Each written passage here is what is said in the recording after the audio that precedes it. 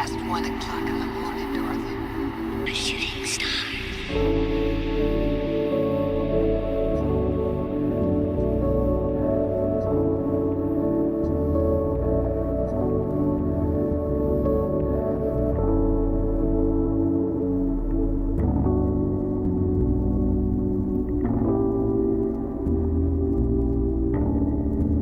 A shooting star.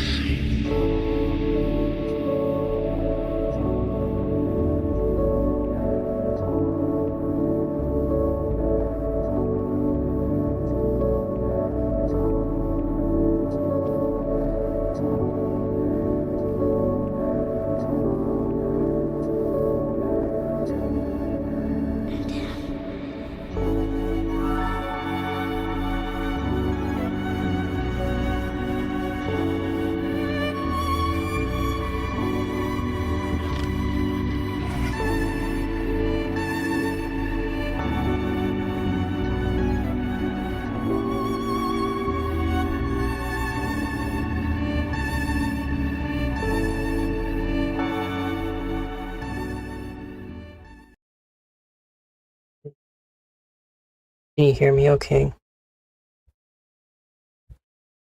I'm live right now.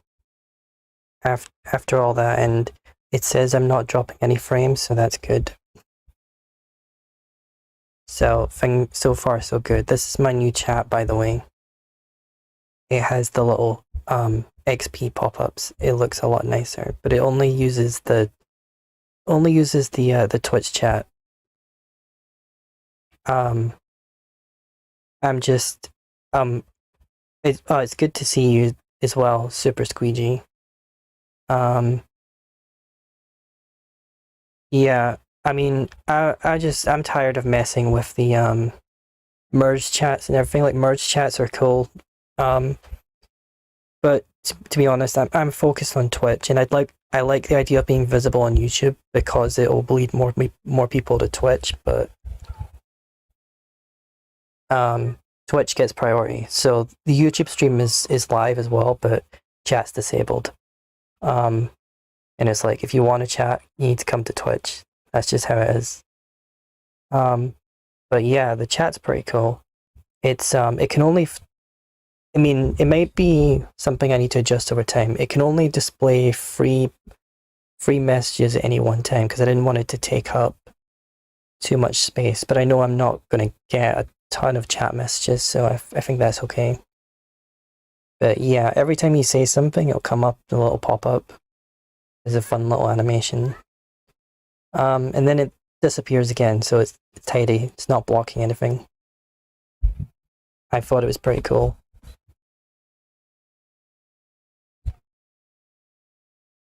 So, yeah, I'm gonna play Klonoa. And I've never played it before. I've wanted to play it before. I wasn't necessarily gonna play it on stream, but I'm kind of open to the idea now. I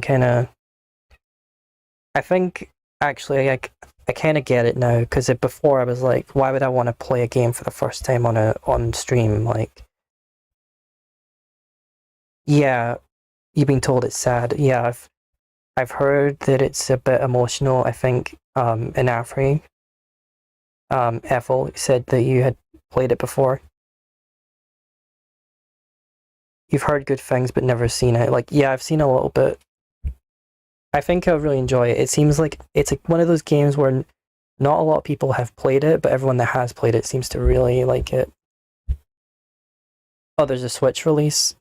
I was actually wondering that because I was like, oh, why is this not on? This should be on Switch, but there is a Switch release. Was there a remake of this? I think I heard about that. I think that we heard that they either did a remake or they were going to do one. Door to Phantomile, which apparently is the first game, is a collection. I don't know how many Klonoa games there are. I know there's at least another one. Maybe there's a third one as well. Technically a remake, so I mean, if it maybe a sequel, that would be cool as well. Depending on how well it goes and stuff. how much I like it. I would love to play the rest of the series. Yeah, I mean, I like remakes when they're done well. At least like a lot of old 3D platformers that people are nostalgic for getting remade, like Battle for Bikini Bottom was like a really good one. Um,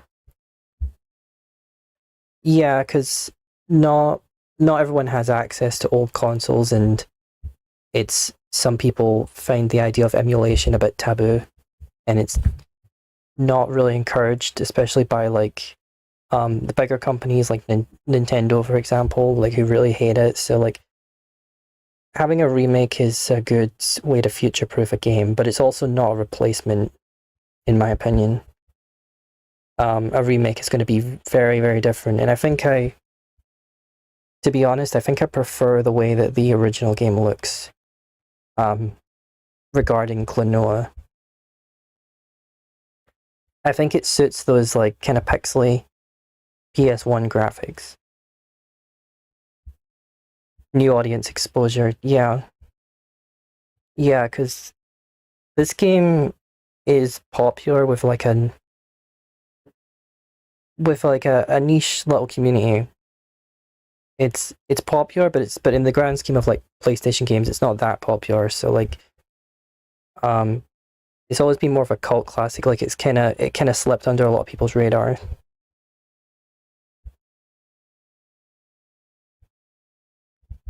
You found the Klonoa Switch port is just a collection with upscale, probably.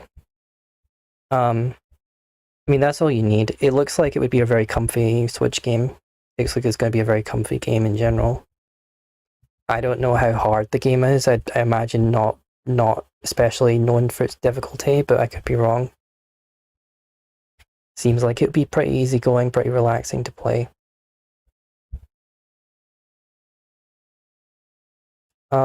And pretty on brand, I was feeling like playing a PS1 game, and I wanted to break up the Mario games between playing like Mario 3 and then on Friday going to play Yoshi's Island. So this is something a little bit different, and I wanted it to be some 3D game.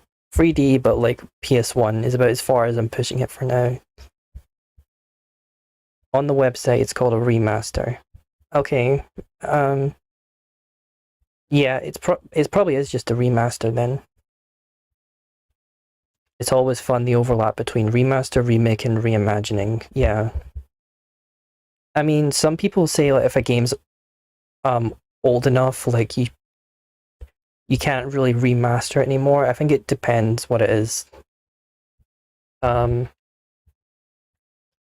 I mean, what one thing that really, at least you're going to upscale it. The what really annoyed me was on Switch. On Switch, they have that Red Dead Redemption 1, which was like that was a big deal because Red Dead Redemption 1 had never been re-released. It's never got a PC version or anything. And they're like, "Oh, we're finally re-releasing this game after like 10 years on the Switch." And you're like, "Awesome. That's great." Is it a remaster? Are you putting like no, it's just a port. It's a port, and they didn't change anything, but they charge like full price for it. It's ridiculous. I'm still annoyed about that. People put it next to like the Xbox 360 version. There's like no difference visually, like whatsoever. Um, really lazy. That game should have been on PC like 15 years ago. It's crazy. Yeah, if you didn't hear about that, yeah, that's just the one of the latest things in a long list of scummy things that Rockstar has done. So that wasn't even like a lazy remaster. It just wasn't a remaster. Full stop. And it's like if you want to just port it, that's cool, but charge like £10 for it. Like don't. But it was like I don't think it was like $40 or something crazy. Yeah, if you're gonna just port an old game, like there's a lot of old games that are on the Switch, and I really like that. But you need to price it properly. Don't price it like it's a new thing because it's not. Um, and I guess they knew people would buy it because the game's so inaccessible, which is their fault. Like And that's a game that should have just been remade anyway. Like, I mean, this is a whole tangent, but yeah. Anyway, I am going to start the game now. It should come right up.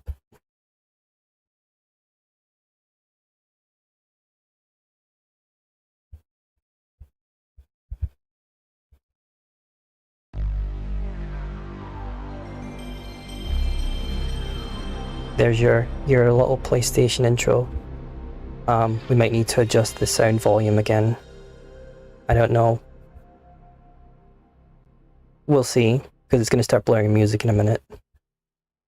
I haven't played this. I haven't even played this game just to test it. I've only just captured it. I haven't seen past the title screen. And this little intro video.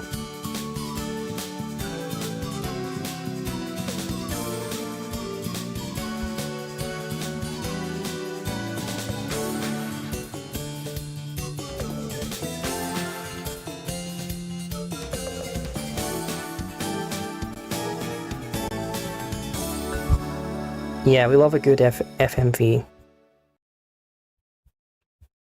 Let me move some stuff. Wahoo.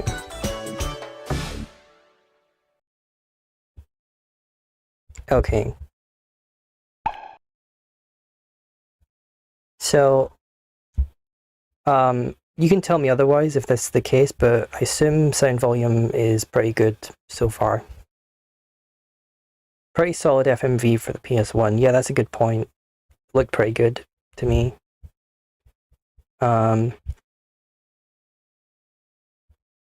did that pretty much with my beloved Etrian Odyssey series. They are sort of remakes, but they were already better remakes on the 3DS. Yeah. I think I remember you telling me about that. I'm just gonna jump right in here then. Oh, the memory card. Yeah, I have a memory card. Okay. And I think I'm about to get outed here in a second. Yes, please save the game.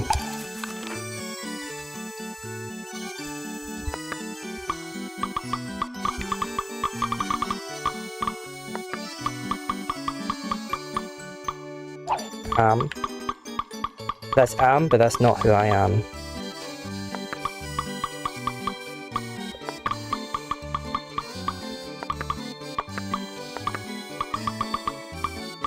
I wasn't expecting to enter my name, actually. I guess I'm assuming it's just for the save.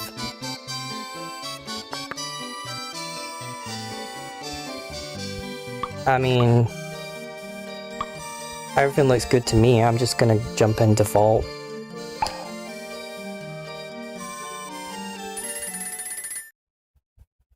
Klonoa. Door to Phantomile. It looks like the Majora's Mask font, or just it looked like a beginning of day one screen. And speaking of, there's the moon as well. Sometimes I can't remember my dreams. Where do these dreams go? I remember this one dream as clearly as if it were reflected in a mirror.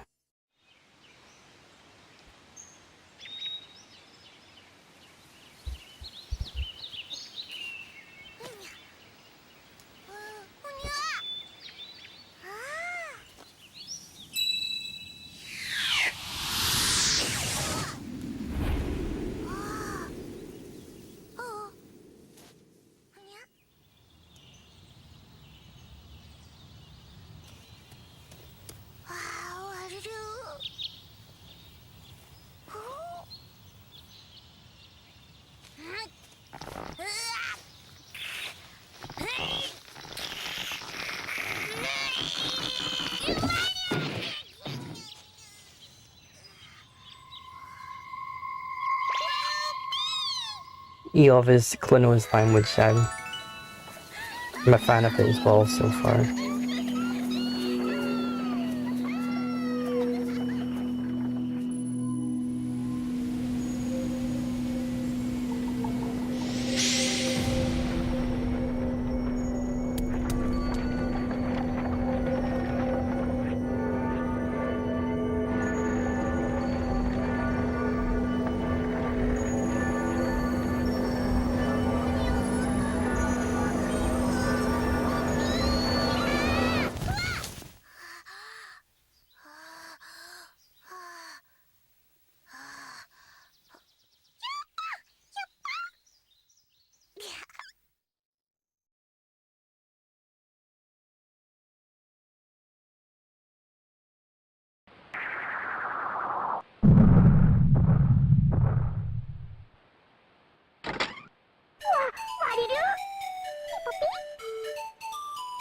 I have to say immediately, I really love how this game looks.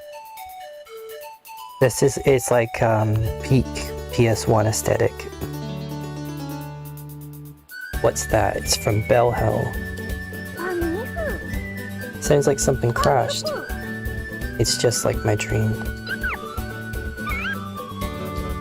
Let's go, Klonoa. Okay, so here we are.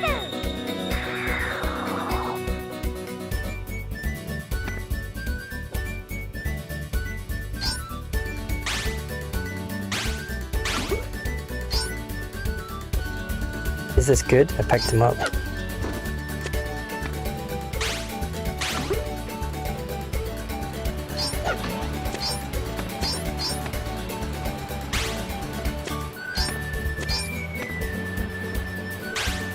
Yeah, I don't even know what the remaster looks like, but I love the way this original game looks like. I'm a big fan of wobbly, like, PS1 graphics.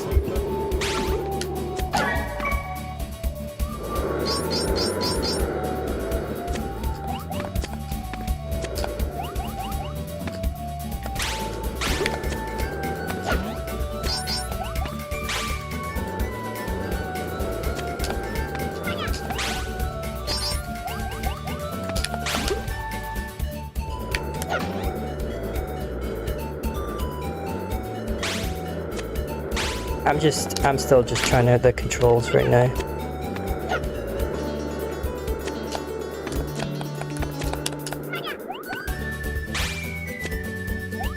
Feel free to, Anafri, feel free to drop some tips if I'm being kind of clueless. I want to figure this out, but they just keep on coming, and they won't stop coming. So I can fly a little bit, but I can't get up. I'm not high enough to get up there. Klonoa can grab enemies and then boost off them to double jump.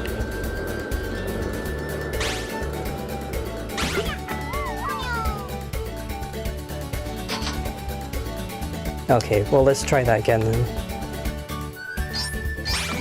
Can I do that with any enemy? Oh, I see. Okay, I get it now. Right. What? Yeah. No, it makes a lot of sense now. Pretty easy to do.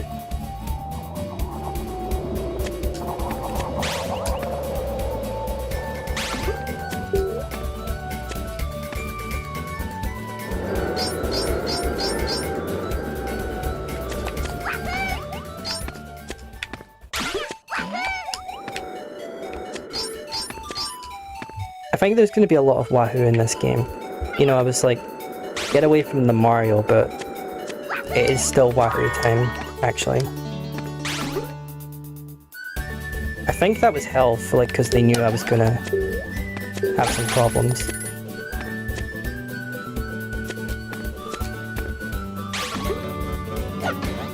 I think this game is, I mean, you can tell me if, you can please let me know, but I think this game is running pretty smoothly so far. I think the stream is pretty stable from the looks of it.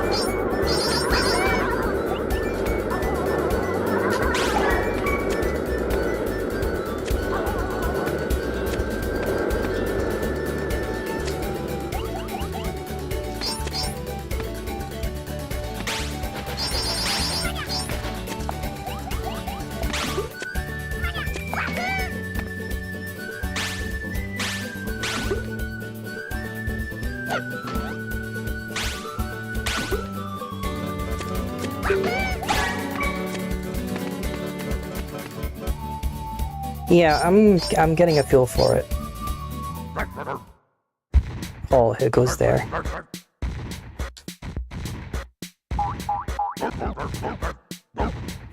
It's the old man.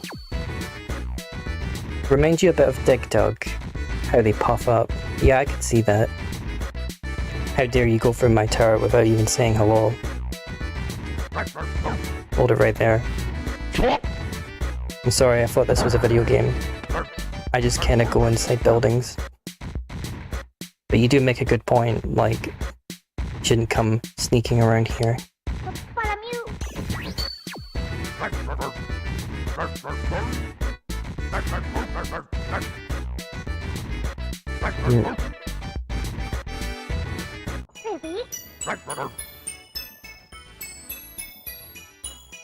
Lefise.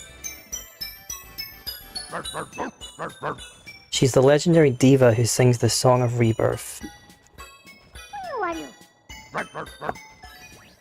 I didn't know that either.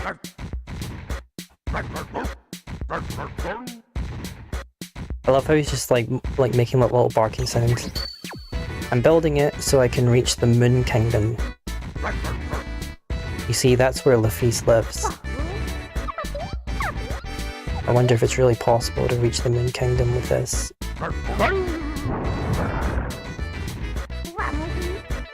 He's pretty grumpy.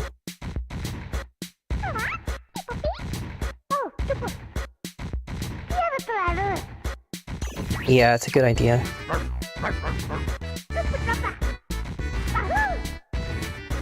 I love how Klonoa has like it basically has like Pac-Man on his hat. Oh yeah, that's right. It's this game. It said this game was made by Namco, so that actually makes a lot of sense. So it actually is Pac-Man.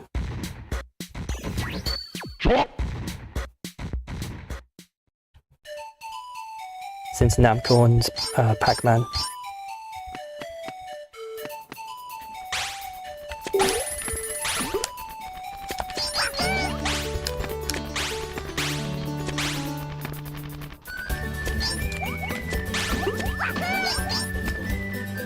So would grabbing different enemies do different things, or is it always just like a little boost? Yeah, it is Namco because when I started the game, the Namco logo did come up. So yeah, Namco made this game apparently.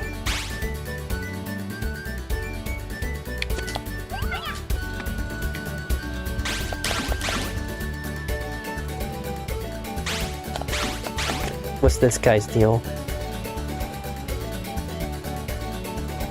Maybe I need to grab someone to whack him with.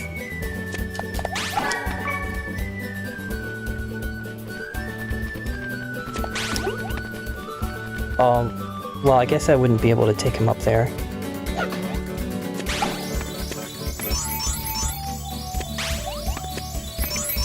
I found a secret. I think you just run past him. Well, I had to like jump up there, but I didn't know how I could get up there without something to boost me.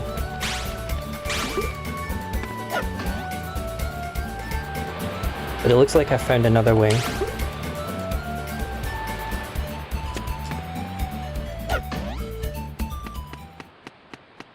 Vision 1-1 clear.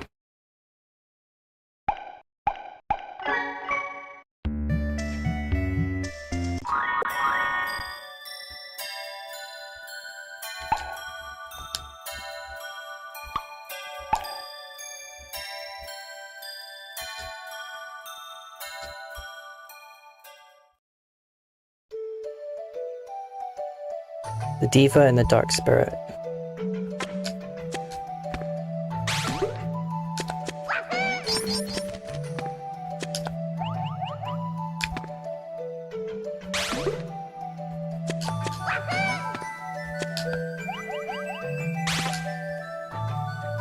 I mean, I don't know why I'm doing that. Well, okay. I guess I can't take him with me under there.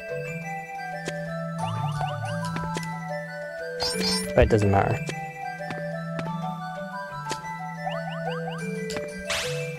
Maybe the platforming is gonna get a little bit trickier.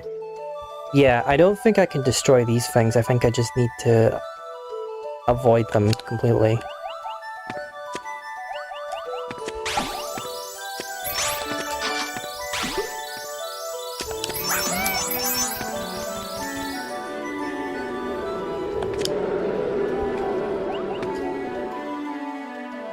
Oh, I see. Well, that's how you get up there.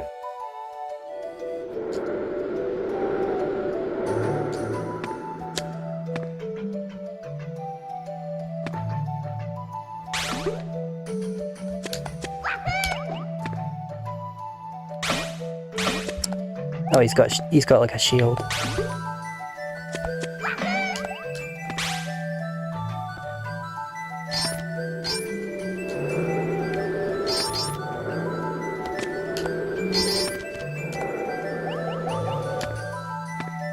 Yeah, I really love just the entire like aesthetic of this game.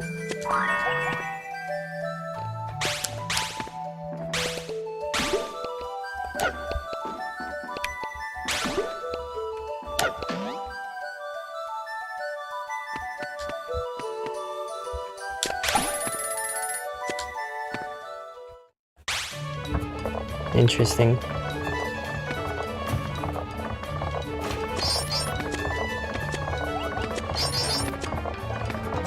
Well, this is a bit different. Why do I feel like something bad is gonna happen?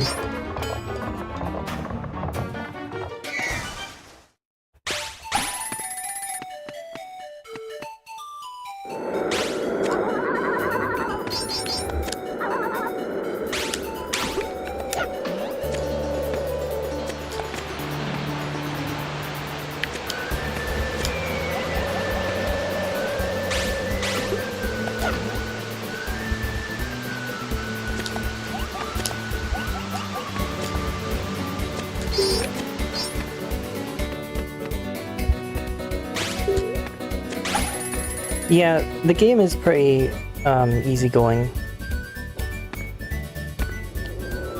It's not been that bad so far.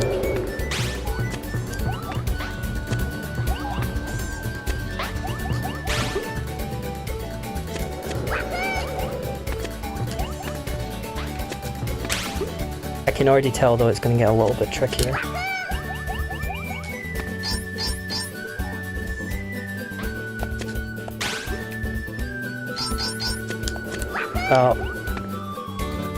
Oh, not just one bot, but two.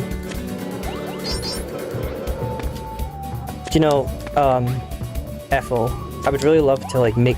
Oh, is that three of them? Ethel, I would really love to like...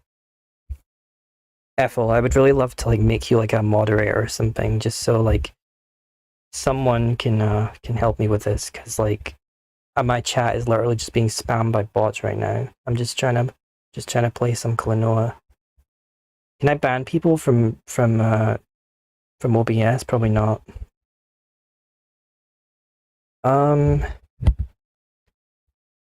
If you know, yeah, you can. So obnoxious, like it really makes you seem legit when like four or five different accounts just say the same exact message in a row. Yeah. I'll see if I can try and do it from mobile, because I don't want to have to like stop what I'm doing just to ban bots. That's just really tedious. But yeah, Super Squeegee. This is exactly what I was talking about last time. Like the Robot Rising. Yeah.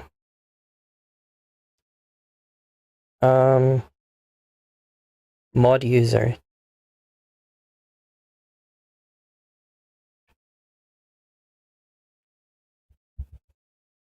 I've granted you moderator privileges, Ethel, so yeah, so if you see something like that, you can just ban them. It's very obvious to tell.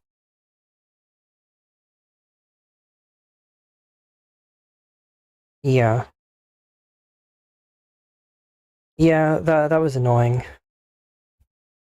Literally just like, I mean, I was like, oh, there's a bot, and then there was like five more. Like, I guess I haven't seen them in a while, so they're coming back in force. Like, at what point... See, now I'm really distracted. Is there...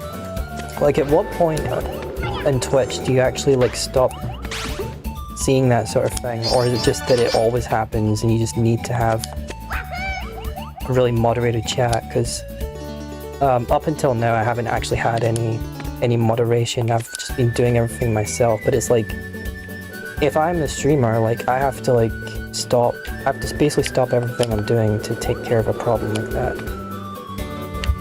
Thank you. Thank you for banning them. it's a huge problem. Like, it always happens, and Abby can probably help too. Yeah, maybe not right now, but I would definitely make Abby a moderator as well. Yeah,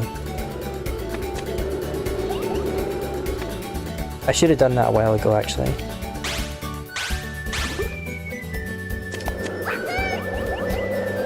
Yeah. Oh no.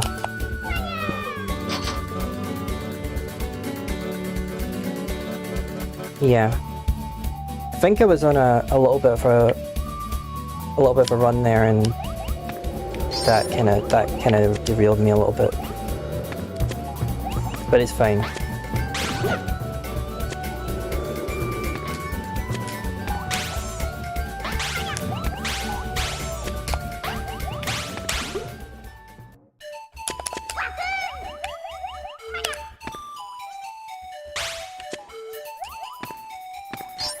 This is still a lot easier than Mario Free.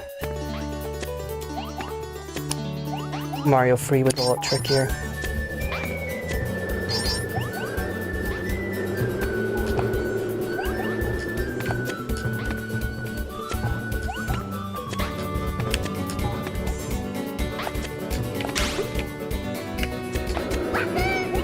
This is definitely the hardest enemy I've encountered so far, but it's not too hard to get the timing down. Oh my god, there's another one. Well, you know what to do. I don't know why they're all coming in now at once like that. Is this just the struggle of being a small streamer? Thank you.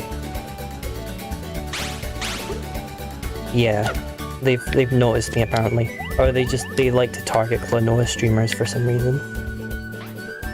Is this the struggle? Like,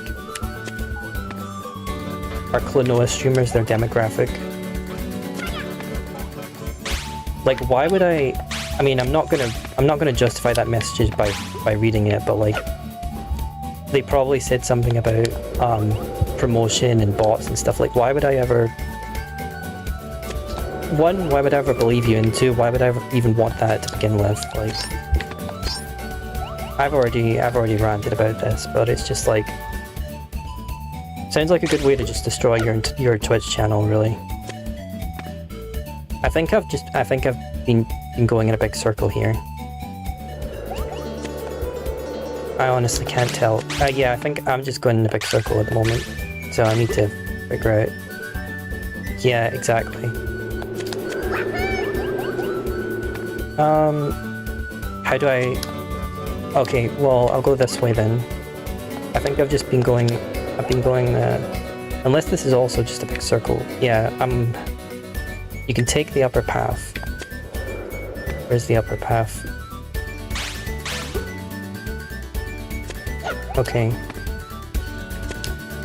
Well, he's waiting for me up there, but...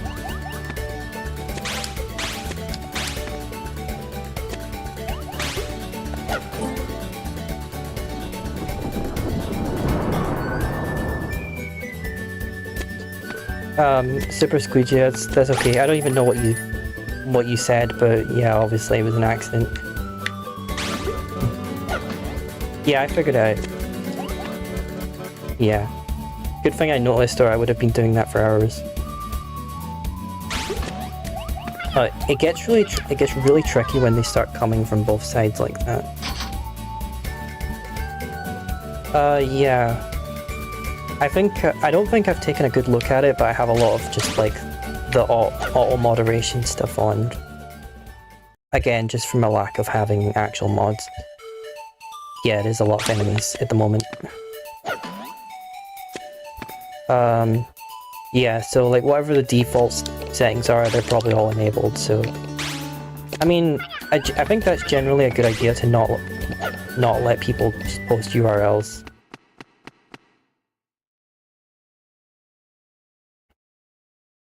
The enemies are very cute, yes, I agree. We finally reached Bell Hill. It did feel It definitely felt like climbing a big hill there. It was a bit of an ordeal. We made it. Right up, get that, Daddy.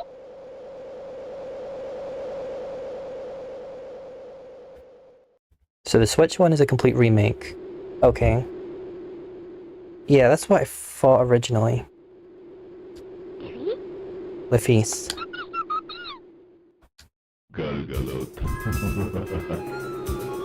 Oh no.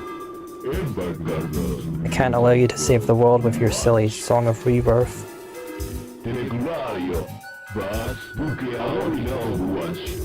Oh, this guy's really crazy looking. I shall imprison you in darkness and destroy the world. Well, at least he's honest, you know.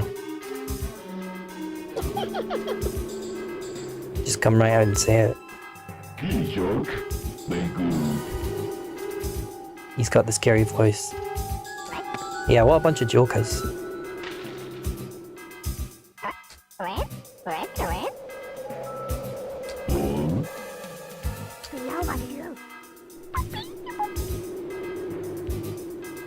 They're looking for a pendant.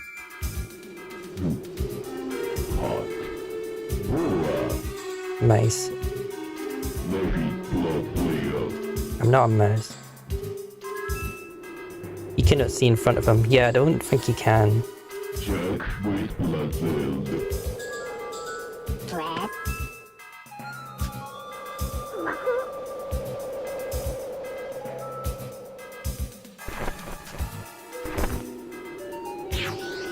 There he goes.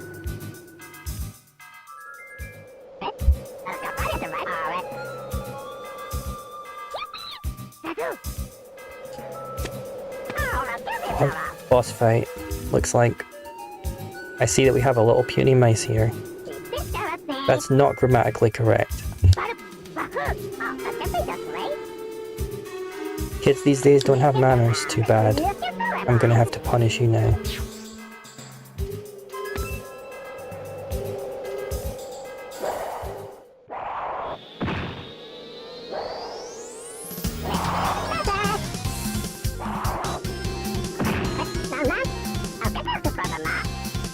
My dear Rongo Wango, watch your behind. Oh, well, why don't you just give away how to attack him?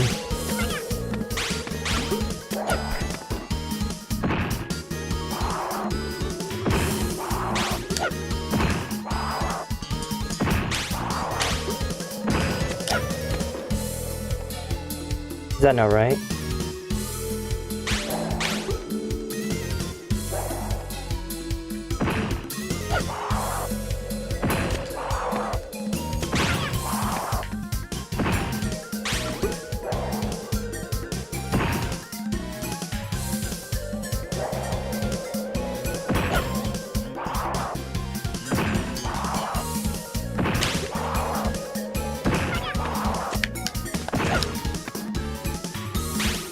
Well, I thought I was just gonna hit him from behind, like, that not working.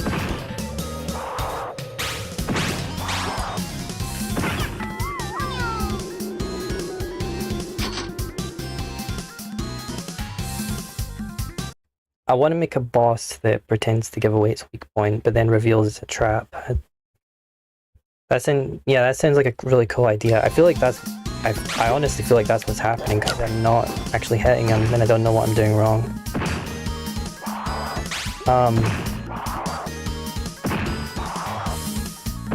He was like, oh, okay, that is what I'm supposed to do, but it's like really, it's a little finicky. Or I'm just doing it badly, I don't know.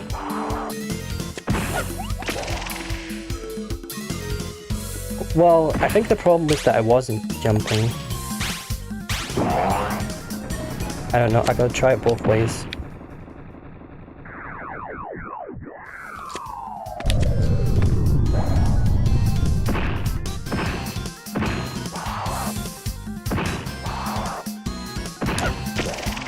Okay, yeah, I think you're right. I think I wasn't supposed to jump.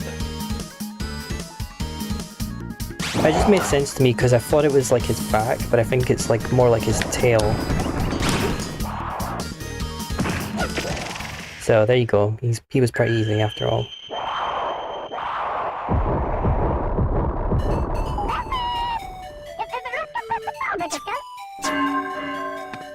Yeah, just you wait, I won't forget this, but he won't even fight me himself.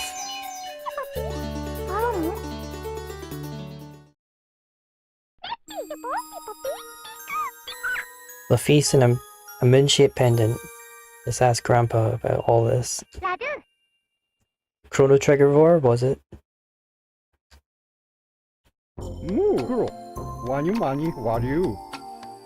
Check out this guy. This is a crest of the Moon Kingdom. It's the mystical kingdom they speak of in legends.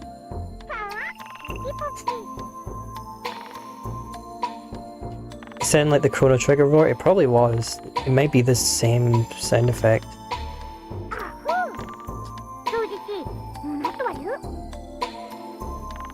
Is there really a Moon Kingdom? Perhaps there is, but then again, maybe not. I'm worried about that Gadius character who kidnapped the girl.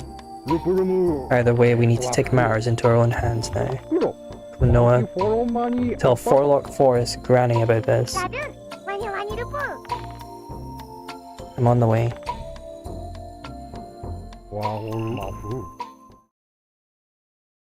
The Moon Kingdom. I love this whole this book as well. Everything about this game is just exactly what I like to see.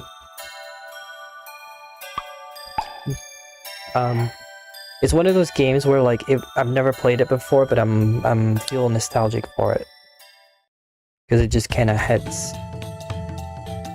It just kind of hits all the right things that. Yeah, Yoshi's Story with the pop-up book. Yeah, it's like a lot of things at once. It's a lot of things that I like from multiple games all kind of together and stuff. I'm really into it. I never had a PS1 as a kid. If I had a PS1 and I had this game, I definitely would have been really into it for sure. Oh.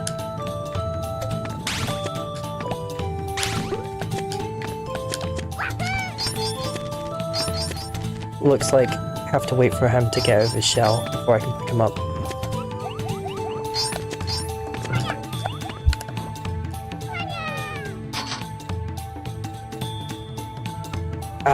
I think I'm gonna find out pretty soon what happens when I run out of lives. Hopefully it's not that bad. I think I'll just restart the level.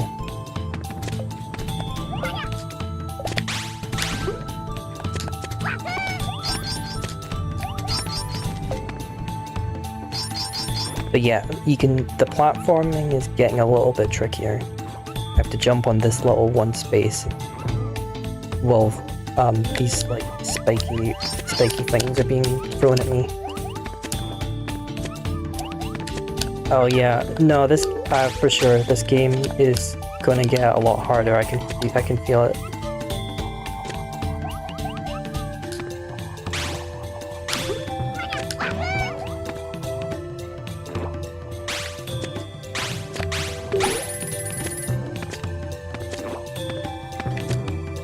I don't like him. I don't like just getting things thrown at me. I can't even do anything about it.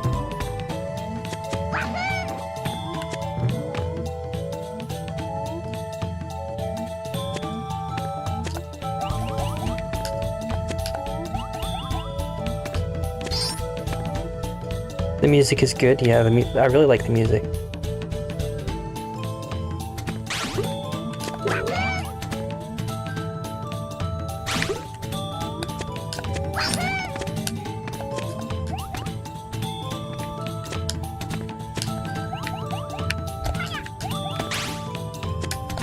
Oh.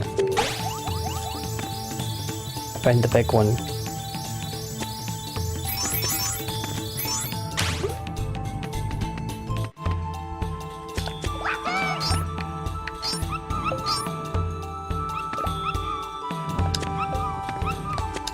Yeah, I love all the little noises that all the creatures make.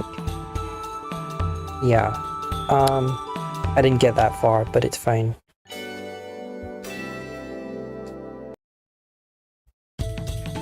I get to just restart from the beginning. That's okay.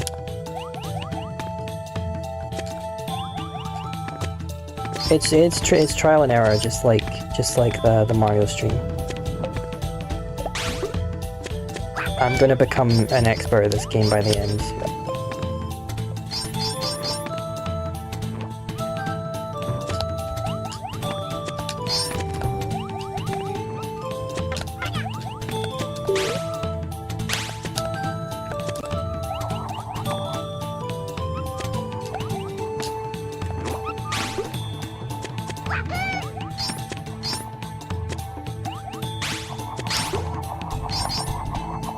Oh, I can. I don't know if I can. I don't know if I can get back up there. I don't think so, but you can actually fly for a second with those ones. Sonic is the only game I can think of past arcade era where you restart the whole game. Yeah. Well. Okay. Yeah, because I always. I mean, there's definitely other games like that, but I always, because I grew up on Sonic, I always felt like that was normal at the time with Sonic. But it's always kind of demotivating with Sonic 2 is a game I really love, but if you run out of, in the original version at least, not like in Sonic Origins is more forgiving, but like in the original, like if you run out of lives, you have to just title screen, you just restart from the beginning, from Emerald Hill. So that can be quite unforgiving, but in a way I guess it does make you good at the game, but but I don't know, when you get sent that far back, it usually just kind of makes you not want to play anymore, especially as a kid and everything. Besides roguelikes, yeah.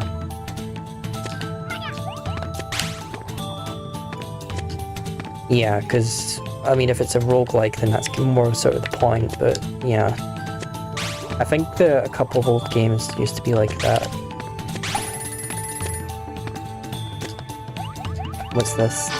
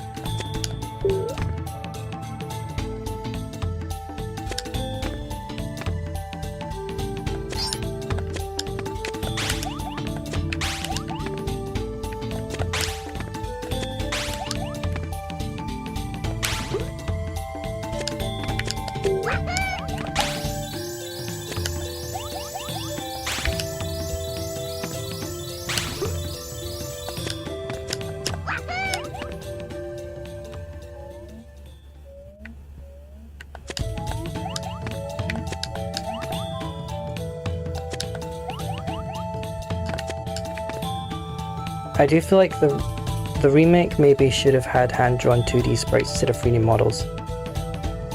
Yeah,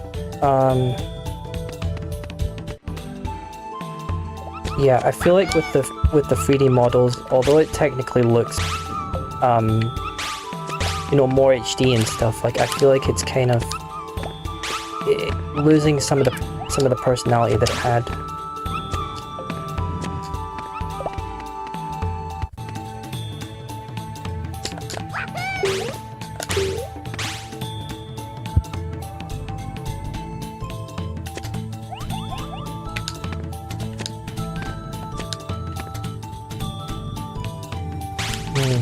I'm feeling a little lost here.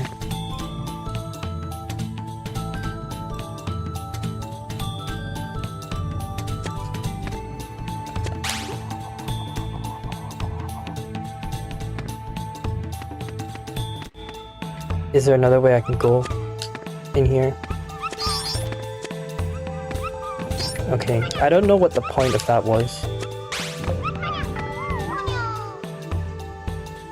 I've never seen Wonder Boy or Dragon's Trap. I need to stop just getting hit for like no reason.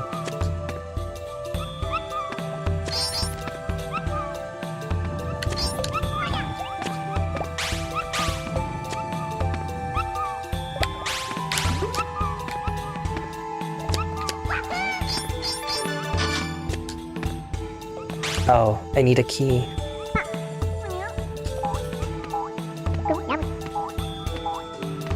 Intruder, who are you? I'm Klonoa from the Wind Village on my way to see Granny.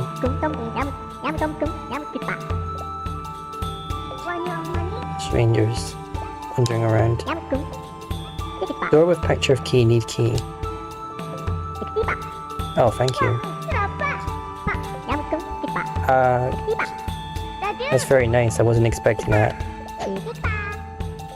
Thought I was gonna have to backtrack and find the key myself, which I probably will have to do in the future. But it looks like this is a little freebie. They added the ability to switch between the hand-drawn and pixel art on demand though, and between orchestrated and chiptune music. Like, yeah, I feel like that's like perfect. That's like exactly what you would want out of remakes like that. The option.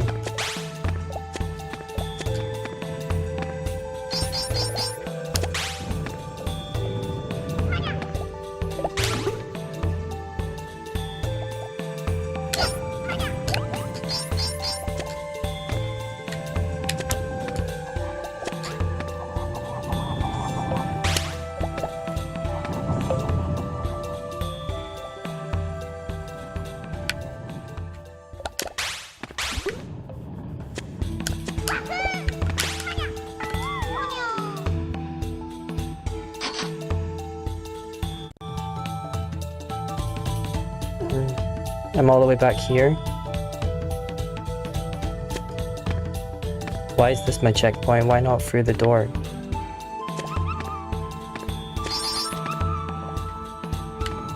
I need to get better at grabbing these guys. I keep getting hit by them, that's why I'm dying so much.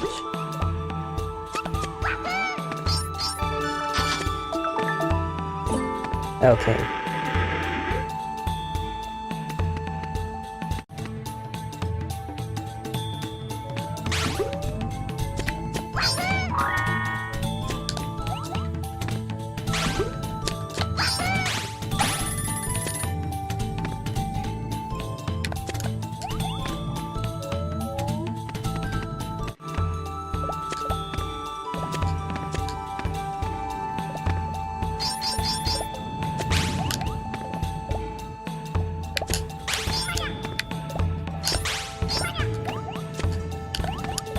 It's really brutal when there's like a ton of them like this. I think, do you know what it is? I think it's because it's the same thing I was doing with the boss. Like, because they jump up, I'm trying to jump up to grab them, but you don't actually have to do that. I don't think, so I'm making it harder for myself. That's what it is. Okay, so now I actually do have to find a key.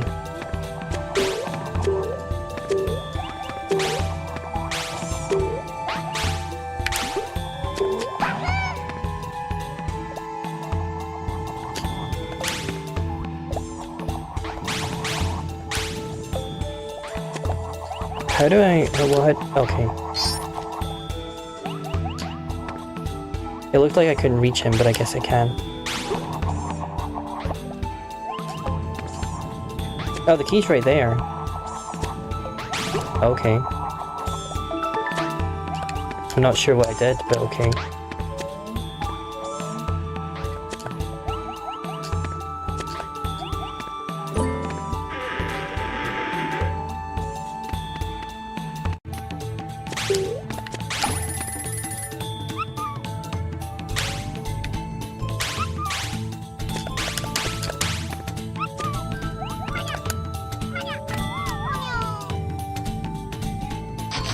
You get punished for like loitering around and stuff.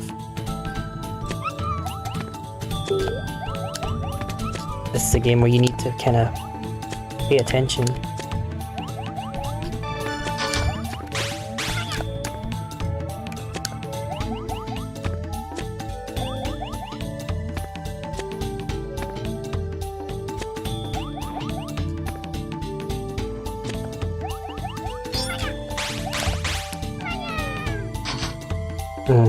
I would really like it if there was like just like a little ledge grab in this game.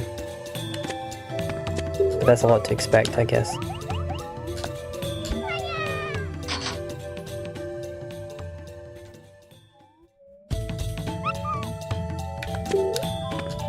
I need to get better at dealing with these shield enemies. Every time I see them, I'm just completely clueless. Like I don't know what I'm doing. Okay.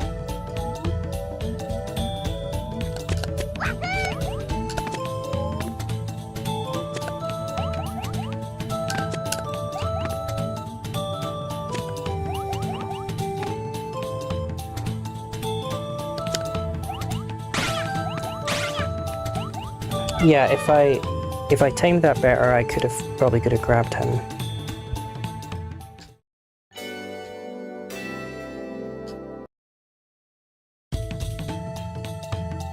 Yeah, looks like we're starting over. Okay, so, well, obviously they need to, like, turn around. It's so quick, like, the timing, I can't get it down. I think it'd be good to hang on to an enemy for a free double jump when you can.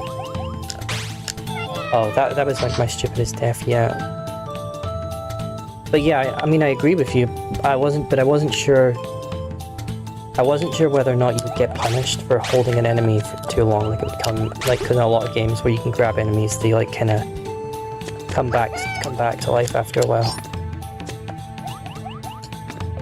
But if you can just hold them like indefinitely, then yeah, you probably just always have one.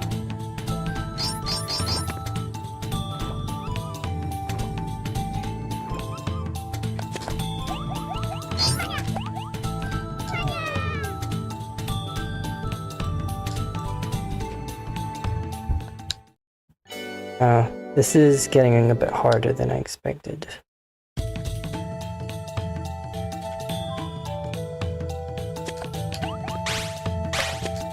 It's like a combination of like really careful platforming with just like a bunch of enemies just like all over it. I need to be more patient because like you look at that, like if you just wait for them to jump up, you can just grab them, but I'm always like chasing them, and that's the problem.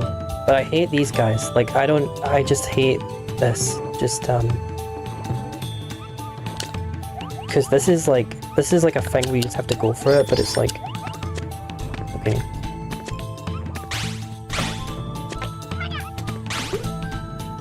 You can only take so many hits. Yeah, I noticed that as well. It like turned your message into a little URL. So you can't link to an actual website, but you can link to ok.ur.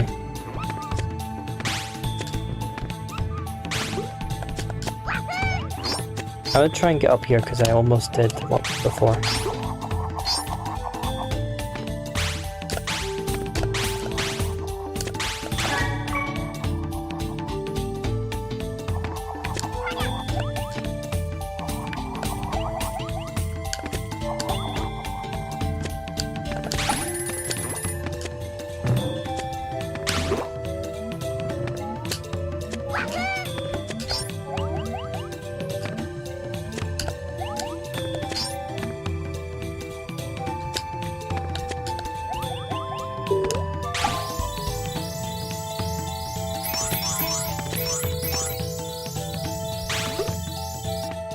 The thing is, I get like a little self-conscious because I'm like, whenever I find a game hard, I feel like I'm the only person that ever found it hard. It'd be like, if anyone else played this, you'd be like, oh, this game is like so easy, like what are you doing? But I don't know, it's probably a common experience.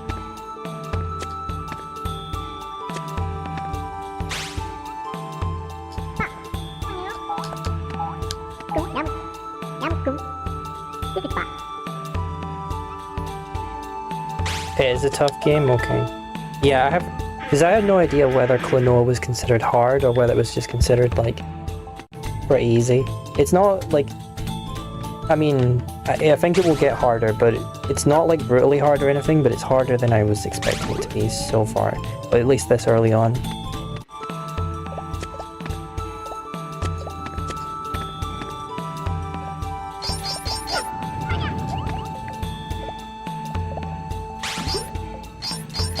But yeah, that's what I was talking about. Like, just because an enemy jumps doesn't mean that I have to jump.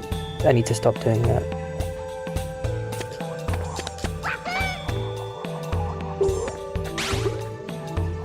So once I start keeping that in mind, it actually gets a lot easier.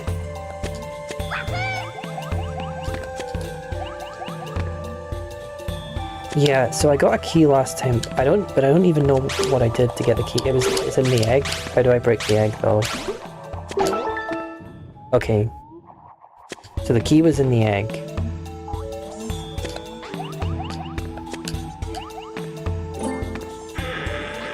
Just play at your own pace, yeah.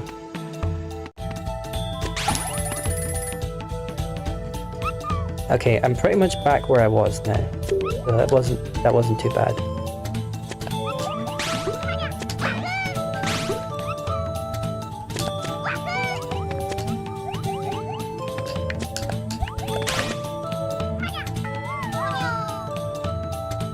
It would be good if hitting the shield doesn't destroy the enemy obviously, but like if it could just knock them back a little bit, then I could have more time to recover, but it doesn't even do that. So it's like, okay, I'm gonna jump over them, but the timing of the jump is really specific as well. And then another one just appears right afterwards. So that is tricky. Oh, I pushed them right off the edge. That was close. Well, I was close and then I died anyway.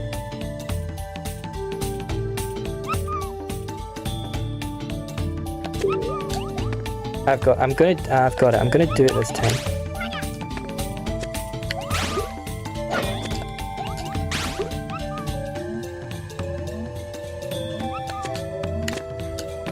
The more I do it, the easier it'll get, probably.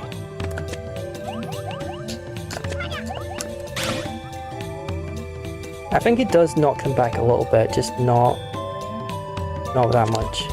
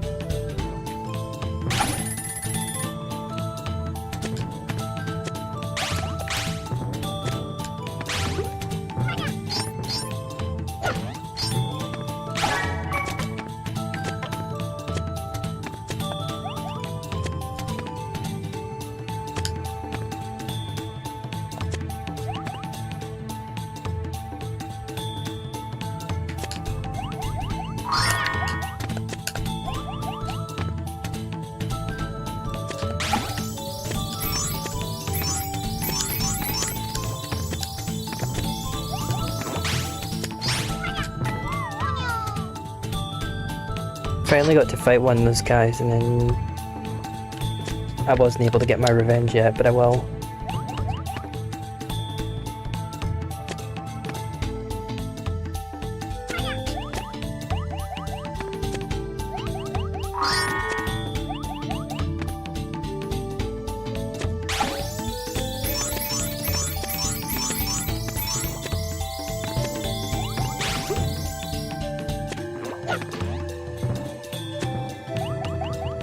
Yeah, it's satisfying to finally catch up with those guys and actually just get rid of them. Are you thinking of going beyond here? Well, yeah, I was actually. That's the plan. The fairy tree has withered. You can't go any further. You mean we're stuck? I'm a soldier from Jugpot, the Water Kingdom.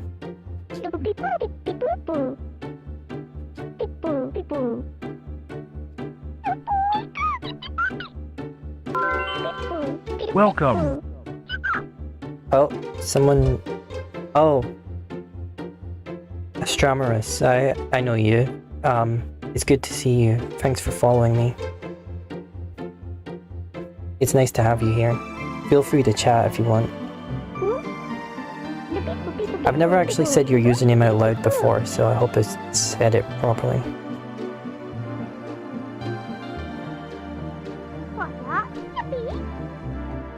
I'm just making my way through Klonoa. It's going okay so far.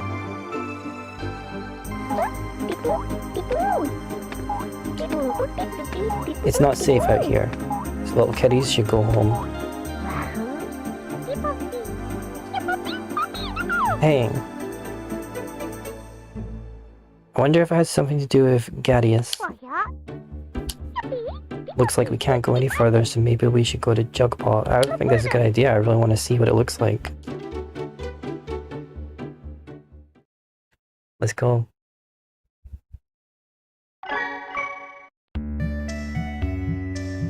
We're chilling. Yeah, we pretty much are, yeah.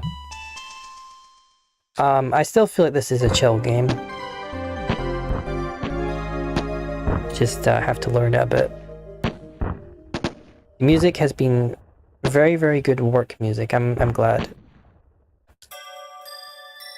What have you been working on?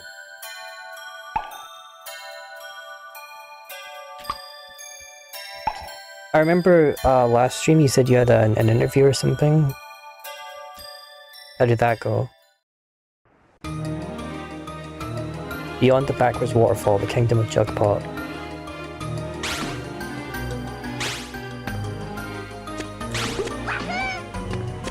Can I get in the jug, or is it just gonna hurt me? Oh, I can. I've been working in my job through the stream. You're actually close in the pronunciation. It's actually pronounced like Astra Maris, if that makes sense. Sounds like a planner or something. Is Astra Maris like a reference to something, or does it mean something, or is it just something you made up?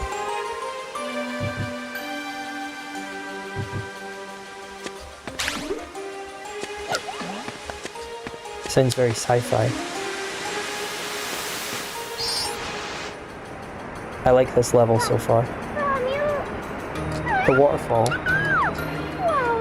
It's flowing backwards. You see, I think it went alright. Had a bit of a rough start, but I got it back on track. That's good. I mean, I think it probably went better than you think it did. That's why water to Forlock has stopped, and the forest trees have withered. Let's go to the castle.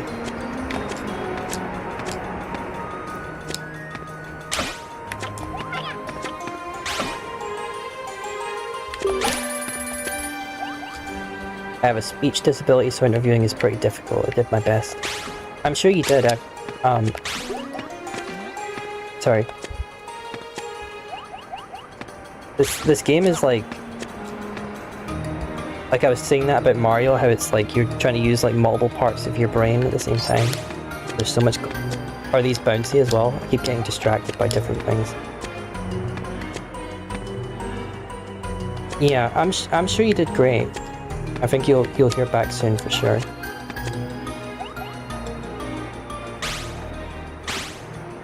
What am I supposed to do here?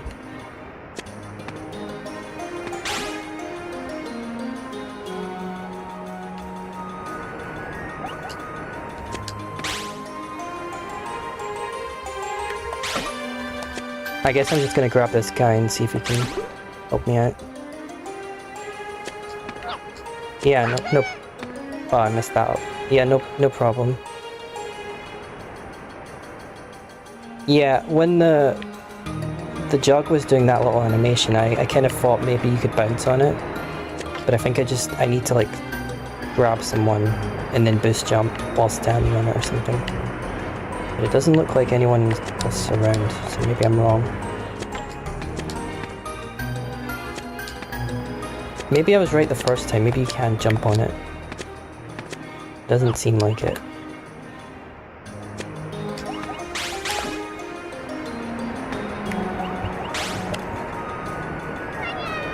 Well, that was smart.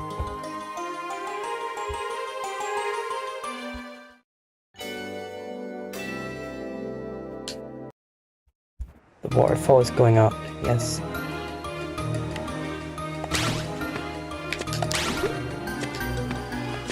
Yeah, I think they tried to teach me that at the beginning.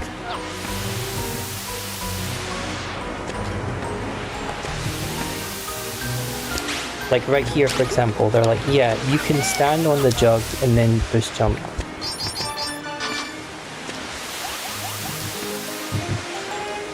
A little bit of both, actually. I was just trying to think of a unique username because that's how I like to roll. It draws a little bit from a character in my favourite book named Aramis. That's cool.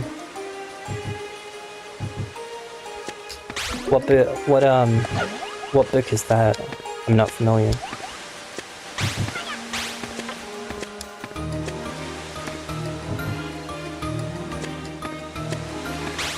I think it's a pretty cool username. It's very unique. That's why I thought it was like actually from something, because it sounds really legitimate.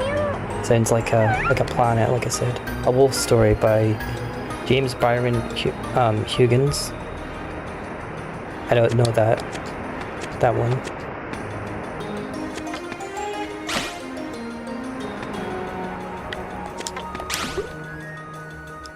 Okay.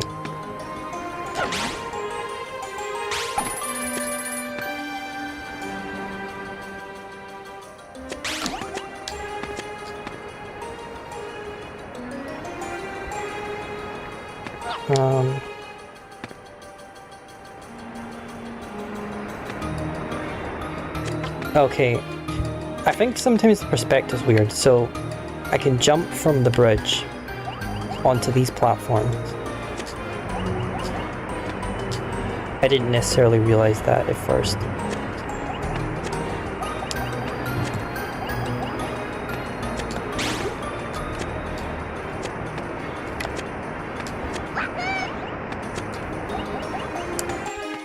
Okay.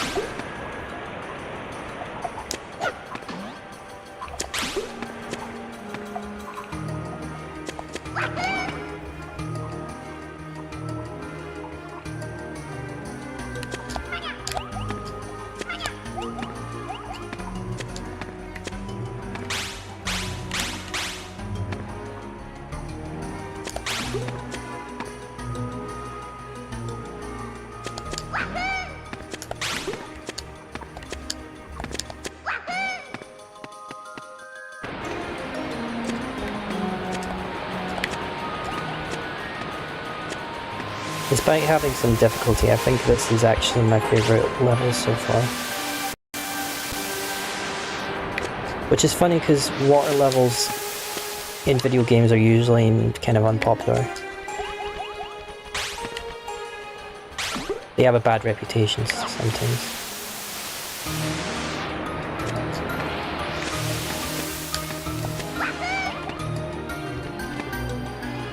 I can try and describe it. It's basically a book about a war between good and evil, but it pertains to the animal kingdom. That does sound interesting.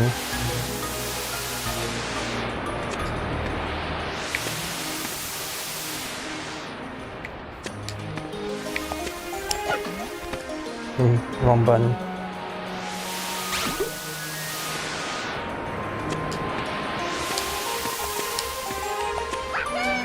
I don't know why I'm having so much trouble with this.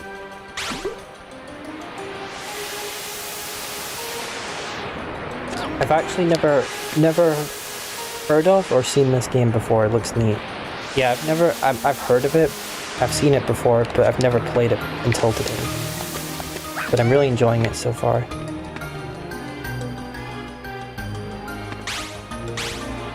Yeah, so like, I think some people just don't even, like a lot of people haven't played Klonoa, but I think some people just haven't even heard of Klonoa. I finally did it.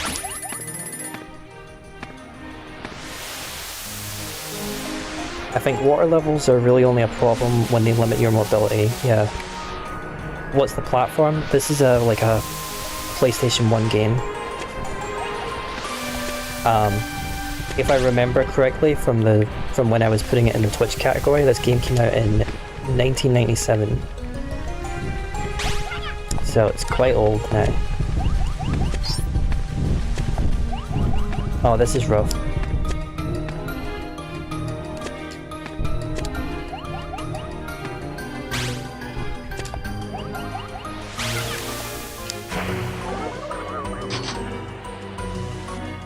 Yeah, I agree with that. Water levels usually are annoying when they limit your mobility. This isn't really doing that, it just has a water aesthetic.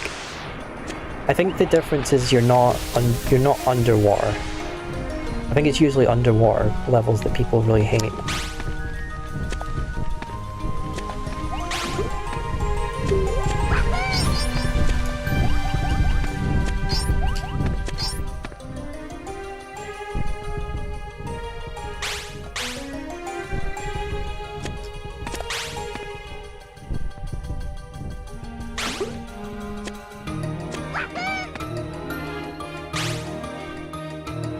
Saved myself there.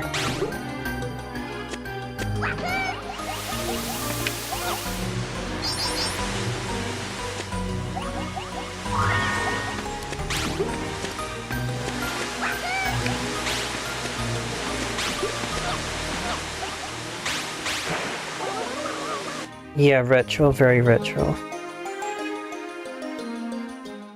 You'll get to see a lot more of this level since it looks like I'm starting from the beginning.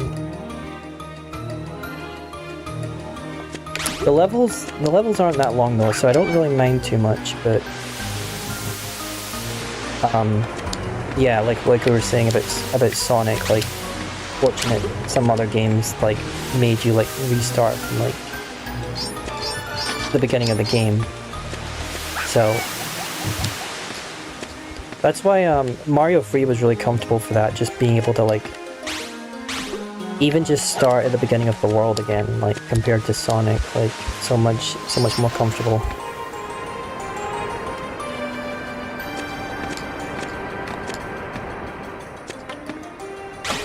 Oh, he didn't have a shield for a second. That's weird.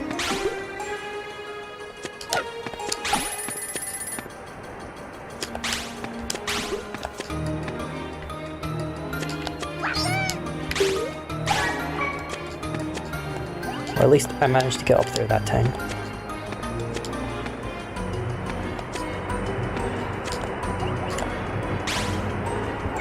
That's like the worst way to die, is when I just fail a jump really badly like that.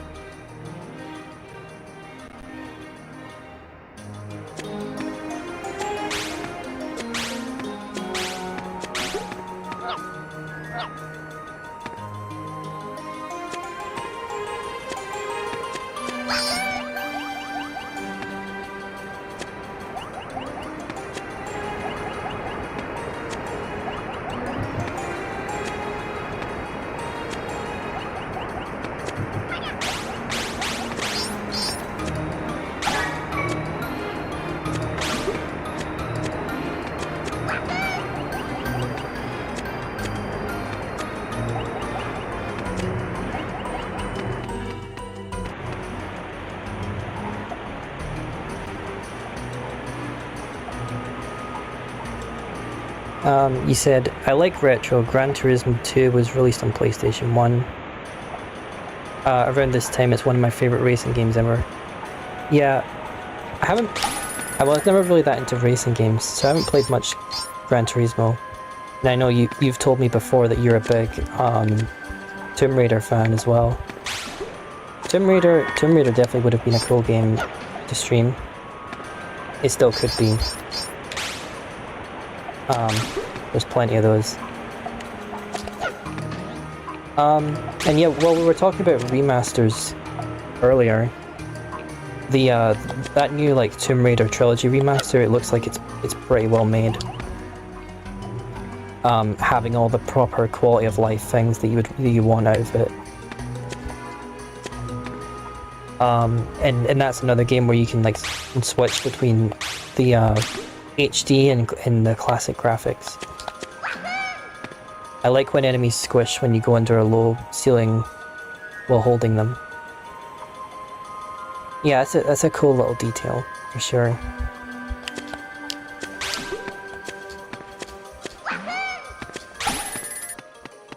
But yeah, I used to be a really big Tomb Raider fan.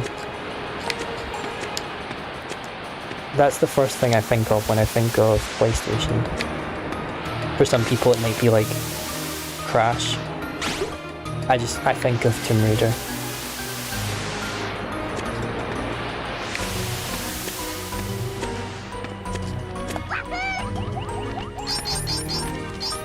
And the Tomb Raider Trilogy Remaster is absolutely legendary in my opinion. It's everything it needed to be. Yeah, exactly. Like everything I've heard about it and everything that you've told me about it, it sounds really good. I definitely want to pick it up sometime. Maybe stream that at some point. I like Tomb Raider. I'm not the best at them, but I do enjoy puzzles and stuff in video games.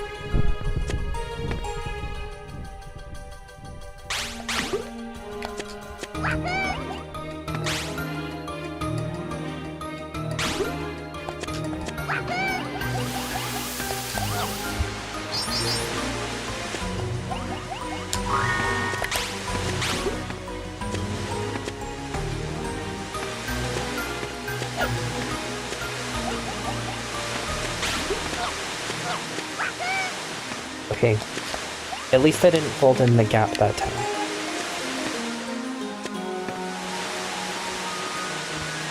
I played Spyro and Crash trilogies. Yeah, those are pretty good. That was another thing.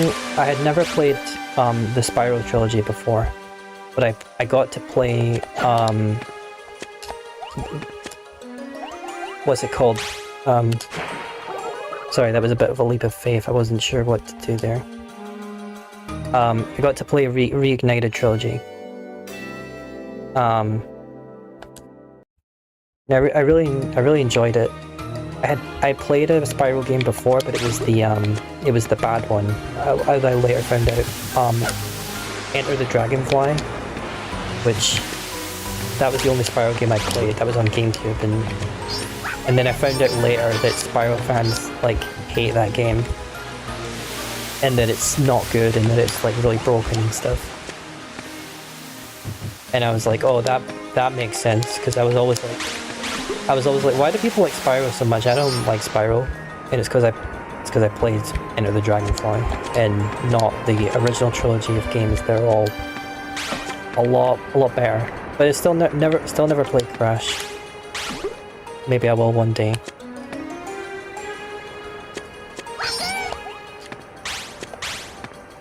Tomb Raider 2 was my first video game ever. Played it on my brother's PlayStation 1 when I was 4 years old, but Crash Bandicoot 2 is not far behind it, yeah. It's crazy how many Tomb Raider games came out on just that one console. Was it like, I think it's like Tomb Raider like 1 through 6 are all just like on PS1, is that right? Crazy. It was so popular. And I think Lara Croft was like especially popular in the UK, actually.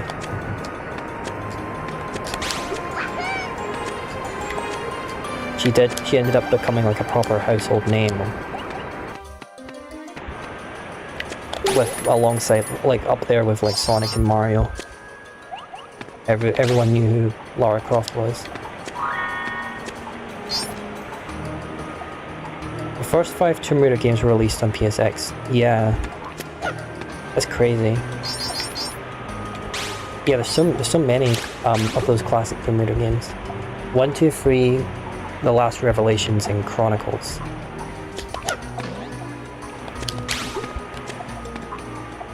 So are 4, 5, and 6 not numbered? I thought they were.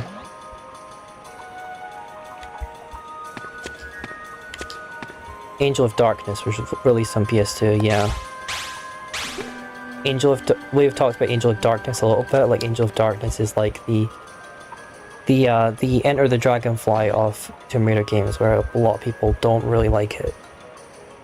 The joke that people make about Angel of Darkness is that it's like, the title is like kind of literal, because it's like you can't see anything in that game because it's so dark. And just a bit jankier than the other Tomb Raider games, and a bit like kind of weirdly like a bit edgier as well. It's probably not as bad as people say, to be honest, but not as good as the other games. I would be curious to see you make like a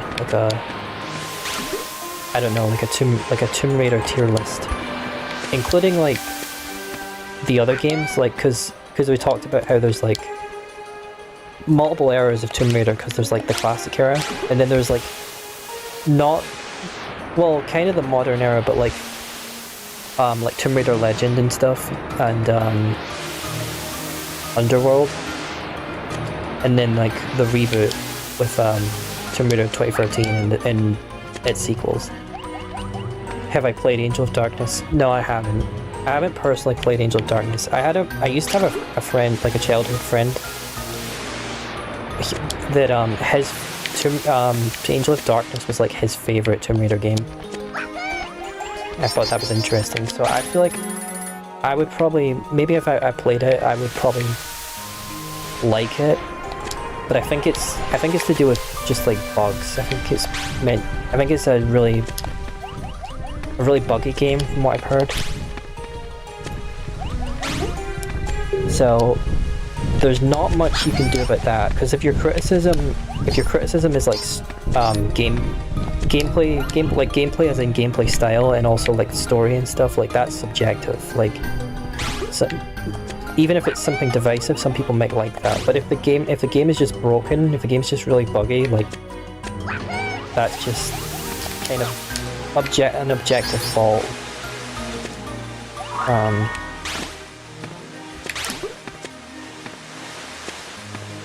You would definitely know more about it than me, though.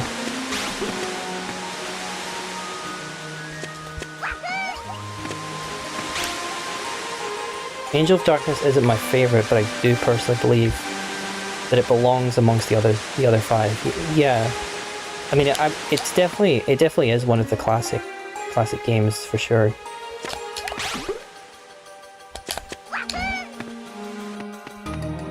It's probably not even the worst Tomb Raider game.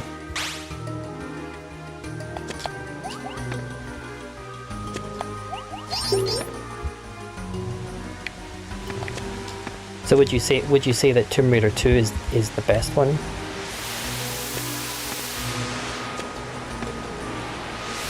One of my favorite things to do in Tomb Raider was like Croft Manor. I really enjoyed, because that's something the modern games don't have anymore, is like Croft Manor. I loved running around Croft Manor and stuff. Everyone loves like getting to blow up the butler.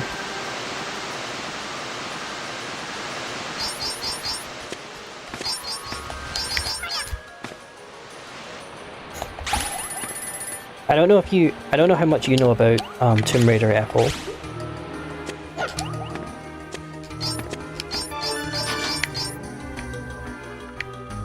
Slide time, yeah. No, Tomb Raider 3 all day. That one's my favorite Tomb Raider of all time, but Tomb Raider 2 is close. Well, that's good. It's good to know that, I mean, subjective again, but it's good to know that if I played the trilogy, then it would basically just get better and better, probably. Yeah, I was gonna tell you about Apple. I was gonna tell you about one of my favorite things that the Tomb Raider developers put in was they put in a cheat that was called like the Naked Lara cheat, and it's like, oh, this is the Naked Lara cheat. If you put in this code, like Lara Croft is naked, but what actually happens if you put it in is that she just explodes. So like it just kind of punishes you for being like a pervert, basically. She just like blows up into like pieces. So people used to always do the exploding Lara cheat in front of the butler and blow up the butler in Croft Manor, because the classic Tomb Raider games have like a Croft Manor where it's kind of like outside of the normal levels where you kind of just run around Lara Croft's mansion. There's like hidden stuff and everything. So yeah, there's like a butler NPC and people just like to bully him and stuff. You can like shoot him. You can do all sorts of things. I need to help this fish. Let's get to that switch.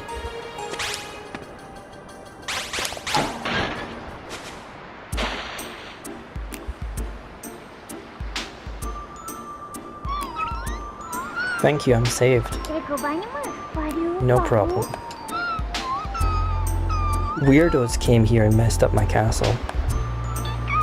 Just straight up call them weirdos. Like, I mean, yeah, I agree with you on that. It does get better and better, but don't dread the original Tomb Raider 1. The entire original trilogies. Yeah, Tomb Raider 1 is just one of those games where like Tomb Raider is like great just from the beginning. Tomb Raider 1, like you could just play Tomb Raider 1 and have a good time, really. Technically, well, actually the first time I played Tomb Raider 1, it wasn't Tomb Raider 1, it was because I played Anniversary first. Anniversary being like a remake of Tomb Raider 1 back in that Tomb Raider Legend era.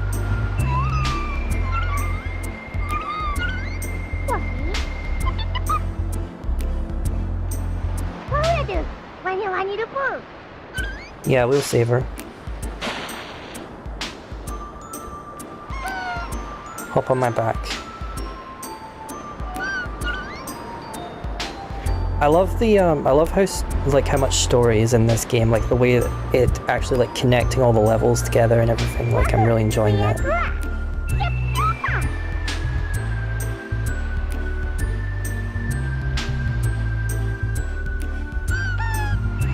Let's go.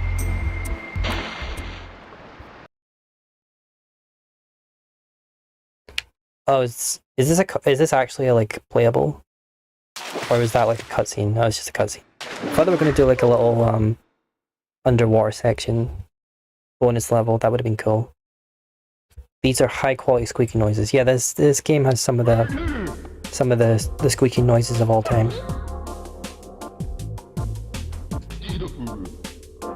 I am seed.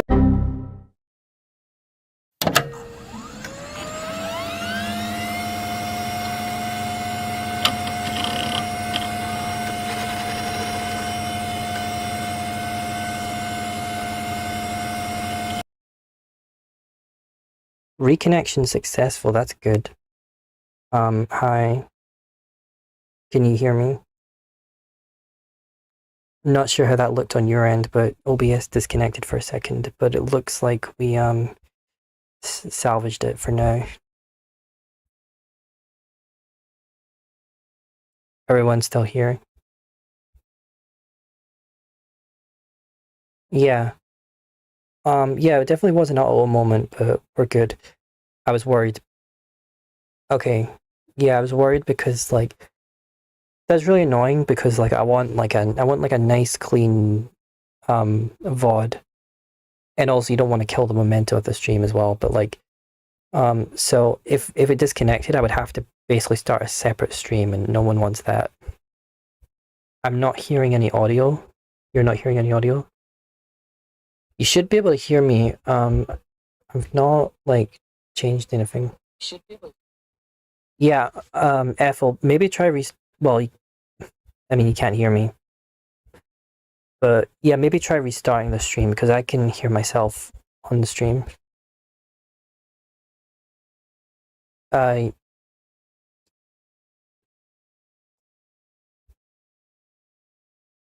try restarting it.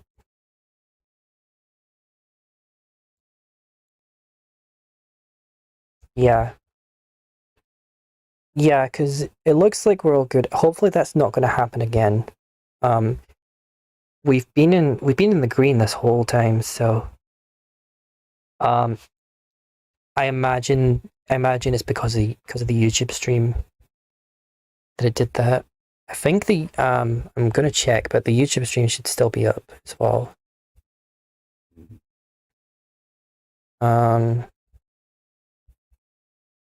I just had the audio muted. Oh, okay.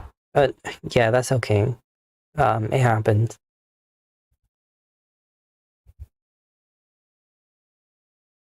Yeah. No, yeah, no, I know exactly what you mean. Like Twitch does that sometimes. It's really annoying where like Twitch sometimes when you refresh a stream, it'll start the stream muted for like no reason. Am I live? Oh.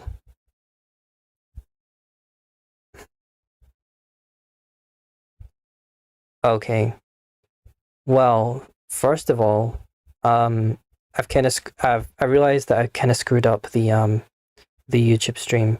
So what's been happening is I've been streaming to YouTube this entire time, but the thing about YouTube that's really fun is that unlike Twitch where it can just automatically start, on YouTube you have to start it and then you have to press a button that says go live. So like I've been streaming information to YouTube, but the stream hasn't actually started. So we are not actually visible on YouTube. I don't know.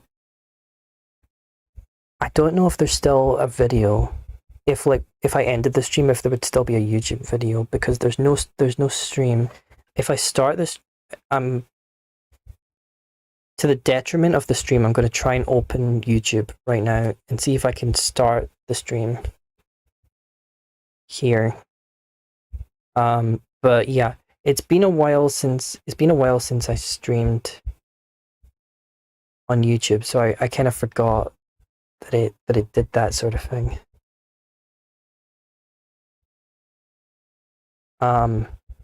We didn't really notice Angel of Darkness to be buggy, but the game mechanics are much different. It has silly mechanics incorporated by the devs into the game, like the whole strength meter thing. I think she gets stronger if she eats a candy bar. But it still has engaging storyline, good puzzles, and really neat environments like the other 5. I mean, that's what's important at the end of the day.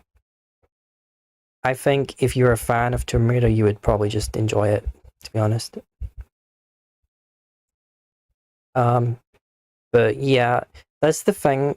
Like, the thing about YouTube is that YouTube really wants to be like all platforms at once because it wants to be like Twitch and it wants to be like TikTok and it wants to be like Instagram. It's trying to do all these things at the same time.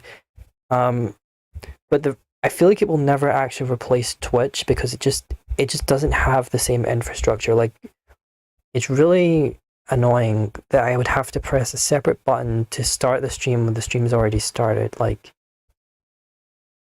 because at this point, especially after almost disconnecting, I feel like what I'm gonna do, I'm deciding that what I'm gonna do is I'm just gonna end the non-existent YouTube stream. So I'm stopping that now. I'm freeing up some CPU, so we shouldn't have any more problems. And then later I'll just upload the VOD to YouTube, and then maybe next time we'll try again and I'll actually go live for real. So that's fine. I just it's not as if anyone was actually waiting for a YouTube version, let's be honest, but I just like the idea of being visible on YouTube as being live, because maybe that would get more people into this Twitch stream, but it's fine. Maybe when we're on Friday, when we're doing the Yoshi's Island stream, I'll try and get an actual YouTube stream going, not just like a pretend one. But that's really stupid. So that whole time I was dividing up my resources to a YouTube stream that wasn't actually streaming. I'll need to check though, now that I've stopped the stream, if it's going to just upload a stream. It's really confusing. One of my friends was streaming on Monday and their bitrate was crazy on Twitch only. 1500 to 9000 fluctuation sometimes, which Twitch just has issues. Yeah, I know now. Yeah, that's crazy. To be honest, yeah, to be honest, I feel like it's now that you're allowed to. Well, I mean, I don't think Twitch would really care unless you were like a partner or something, but they kind of condone the idea now of you multi-streaming. So it's like, if you can multi-stream, you probably should multi-stream just so you're on as visible as possible on as many platforms as possible. But, you know, it's splitting up resources. So, like, to be honest, I would really just be on Twitch and not bother with YouTube. But I feel this weird pressure to do it because I'm really small and I need like every advantage I can get.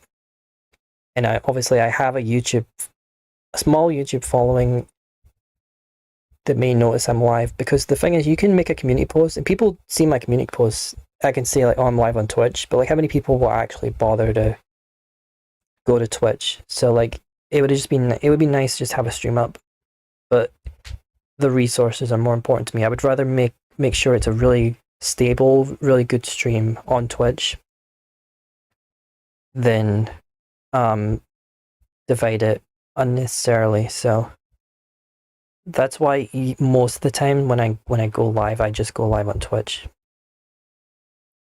I think they don't like it when you're a partner. Yeah, no, it has changed.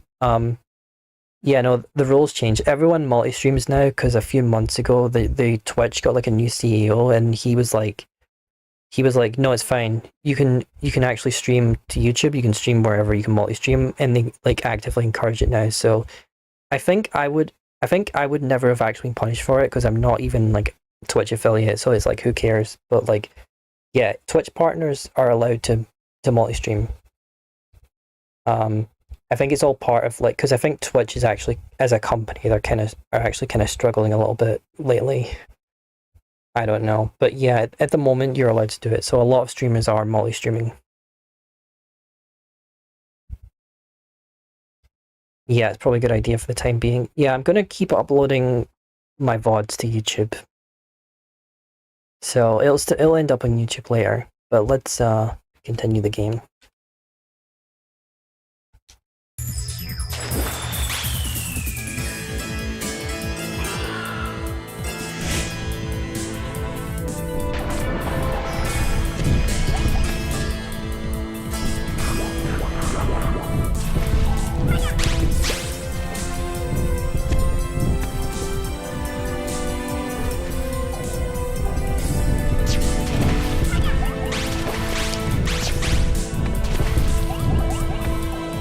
Sephiroth time.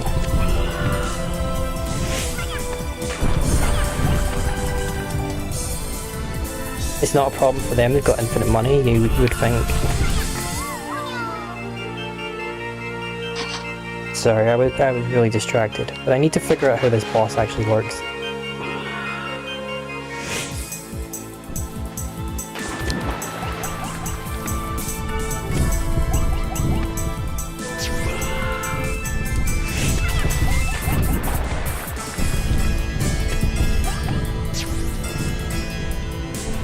I find these like spike balls really rough. It looks like I have a chance to hit him when he appears here. I think I just need to dodge until that happens.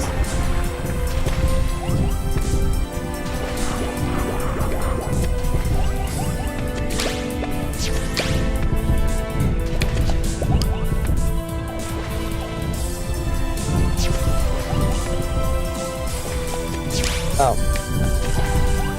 He was there, I didn't even notice.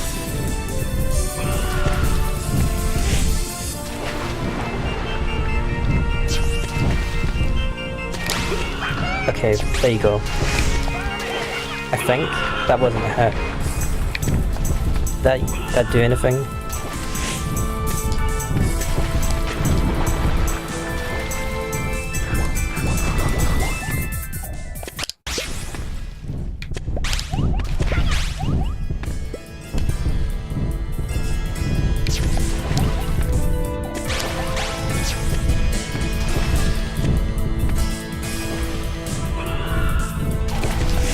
Yeah, Apple, I might need a little tip here actually. I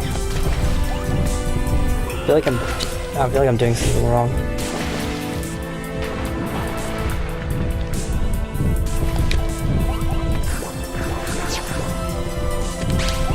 I think it's I don't the bubbles hurt me, so he appears for like, okay, I've got him. It's really tricky. You throw him at the spikes. Yeah, that makes a lot of sense. It's a really short, I get it, yeah. It's just a really short window to grab him.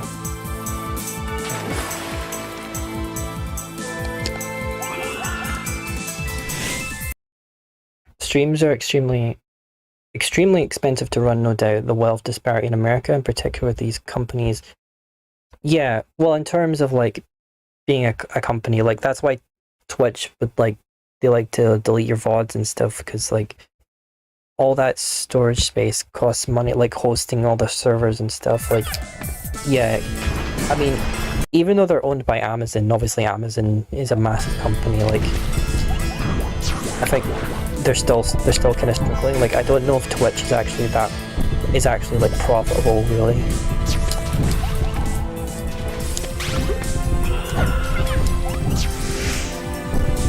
Was that not right? I thought that would work. I threw him into the spikes. Or I tried to. Maybe I jumped. Sounds like a Wilhelm scream.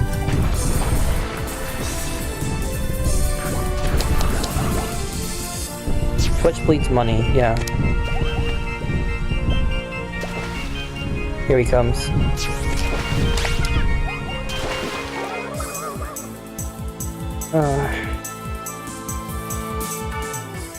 Yeah, the thing is, yeah, like there's that thing where if you have Amazon Prime, you can like give streamers a free sub. Oh, I didn't realize it was going to send me all the way back to the start of the level. That's really rough. But yeah, like the thing with where if you're an affiliate or a partner, you can get like a free sub if someone just has Amazon Prime. But and that's like that's something that everyone really likes. But I've heard people talk about like how Twitch is losing so much money that might not even be a thing for much longer.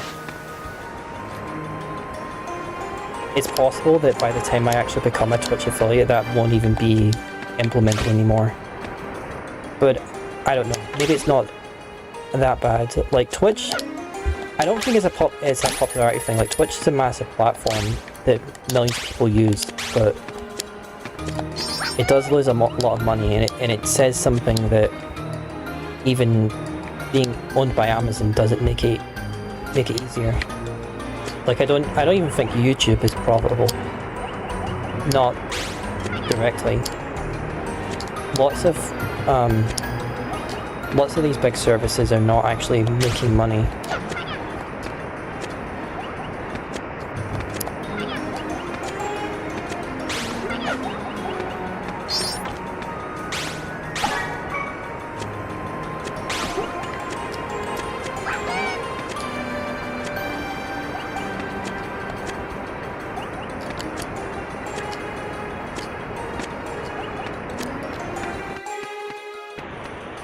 I wonder if the strategies direct people to Amazon Prime, making Twitch unprofitable, but the profit gains from Prime sales helps.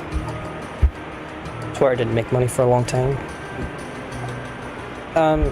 Yeah, I think that is the case. I think that's probably what they're doing. They're probably being like, oh, look at all the benefits of Amazon Prime, because you're not actually making money on Twitch. Because it's something that really benefits streamers, because it's like, you might not be able to convince someone to like give you to actually sub to you and stuff, but like if they have Amazon Prime, they don't actually have to spend any money, so it's like it probably helps someone get like their first ever sub on Twitch, because someone can just, anyone that has Prime can just give you one,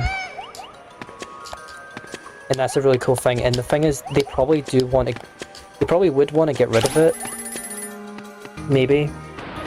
But the thing is, they can't, because like I can't even imagine the backlash that would happen if they tried to get rid of it.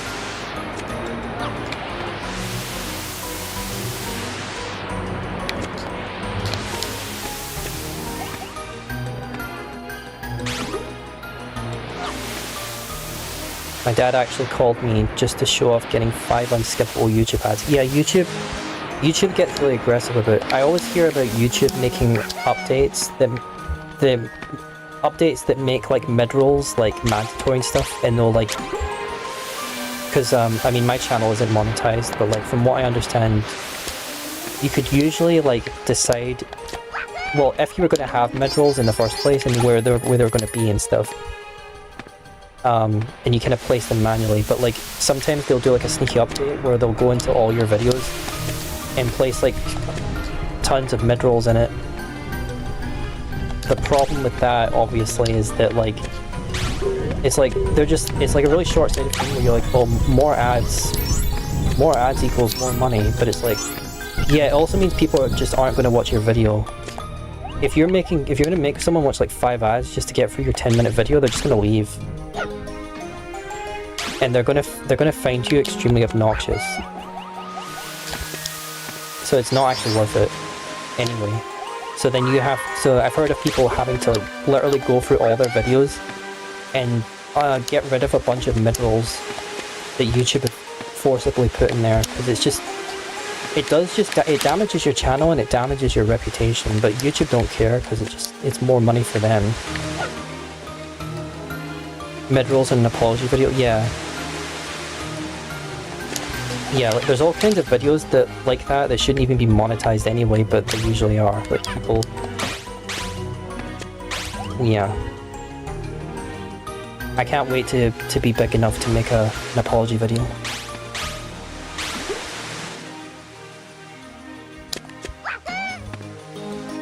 But you know, you can't have an apology video without also selling some merch while you're at it. Advertising. Yeah, advertising in general is just really obnoxious. Like, I actually hate it most on Twitch as well, because the thing is, like, a YouTube ad is annoying, but it's like, fine, whatever, I get it. But like, you're gonna put like ads on a Twitch stream, like, especially like if you've never watched the streamer before, like, you can't even like, you're like, whenever that ad's playing, you're literally missing like live content. Like, you can't rewind a stream, and even if you could, like, it would defeat the whole point. So I think I know of some streamers that are like big enough where they'll actually like disable ads because they make enough money on subscriptions, and if I was in a comfortable position like that, that's probably what I would do as well. Or at least, like, I don't know what kind of... I think you can manually play an ad on Twitch during a break or something, which, you know, fine. I would probably just, if I had the ability to play ads, I would probably just play an ad at the start of the stream, and then just, that's it. Because it's not even like, it's not even being like, oh, I'm so gracious, like, I'm not gonna, I mean that is what it is, because like, because I'm coming at it as a viewer as well, because I know what it's like as a viewer. Like, I don't want people to have to watch ads, but also I know it just actually hurts your channel, like I was saying, like, because like, people are going to click on your stream for a couple of seconds to get a sense of you, and if Twitch is going to make them watch like a minute-long ad, they're probably just going to be like, I don't care anymore, and just leave. So that's something people don't think about, like the ads, like the amount of ads and stuff, like, it can actually just end up hurting you. I wouldn't mind seeing an ad once in a while, like, yeah. Well, it's a moot point right now anyway, because I currently don't have the ability to make any ad revenue from these streams, or any money really, apart from the tips, because I had to. The reason I have this tip jar is because I had to manually add it in, because there's no official way for someone who's below Twitch affiliate to get monetized on those streams. I need to have like 50 followers. So I have 18 as of right now. So it's gonna be a while. 50 followers and then like a certain amount of hours streaming. And then you also have to have like an average viewer count of 3 people. That I've heard that's usually the hard part, is getting like 3 average viewers of 3 people. So far that's been the easy part, just because I'm able to get you in and stuff to watch me and stuff. Like, that's not been too bad.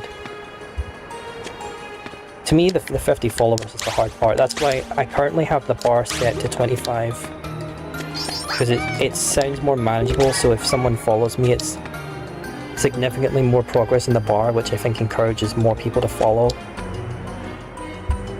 I didn't want to just set it at 50, but the goal is actually 50. I want to have at least 50 followers, so I can just get that part out of the way, and then the rest will kind of just happen naturally over time.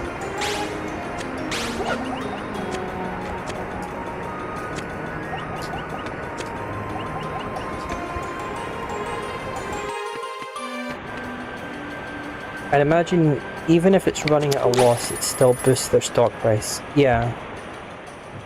I've got 30-ish followers, but my average viewers are like 1.3. Yeah, I've heard that's always the problem. Like, I've heard that people always they'll get like the other steps down, and then they kind of struggle to get the free viewer average. But one piece of advice I've always heard is to never ever stream to 0 viewers. Because like, there's actually like a really depressing underbelly on like basically any category on Twitch that you don't see. But if you scroll down long enough, there's actually like hundreds and hundreds of people, like right now, that are streaming to 0 viewers. And the thing is, it's incredibly stupid, because you don't have to stream to 0 viewers, and you're just like killing your chances of, because you're not really going to get seen on Twitch anyway, because that's really difficult unless it's just luck really. But like, every time you get a viewer, you basically get boosted up a rank in that category. And especially if you're playing in a category that has like a ton of people in it, like, you're going to need more people. But there's no reason to ever stream to 0 viewers when you could literally just ask a friend to drop in.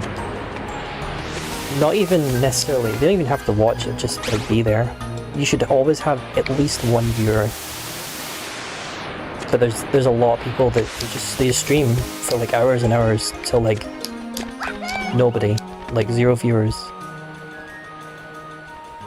So I'm actually, although it may not seem like a lot to many people, the fact that I have like 4 or 5 viewers right now is something I'm really proud of. My streams definitely never used to be this active, and for me this is very active.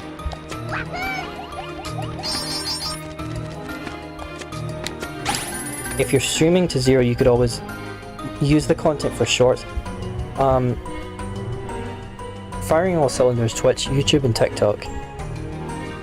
Also, thank you for saying that about you believe in me, be able to get to 50 if you keep it up. Yeah, I hope so. I'm going to keep trying to be on a schedule and everything. I think that'll happen over time. But yeah, you're right. Because I used to struggle with the idea of like, I haven't really had to talk to myself too much, because I've actually had people here like Ethel and Abby are always here usually.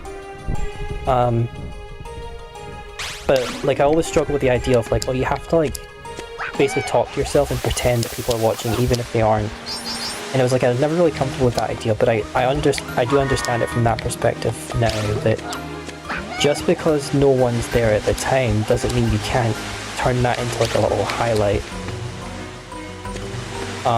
of you talking about something like we're talking right now, and turn it into a highlight or a clip, and then turn that into like, post that on YouTube or post it on TikTok as like a short.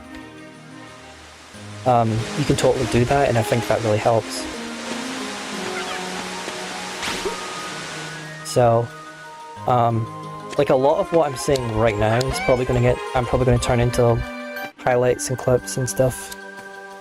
Turn into shorts, post them on wherever, on social media, because that's how people are going to find out you stream, and they're going to, like, that's basically what I'm saying. Like, people don't really, people are not really going to take a chance on your stream, but if you can show them like a little clip, they'll be like, oh, that's like, it's not just like, oh, you're just some random person. It's like, oh, I actually get a sense of what your streams are like, and now I'm like interested. So yeah, there is value to that. But I think you can always just have at least one viewer for sure. Even if you're like kind of fudging it a little bit, just don't. I don't think it should ever be 0.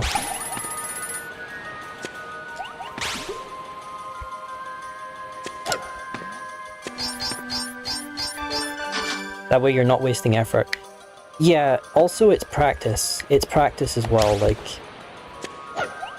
I've gotten a lot more comfortable just even in just like the last like 2 or 3 streams that I've done.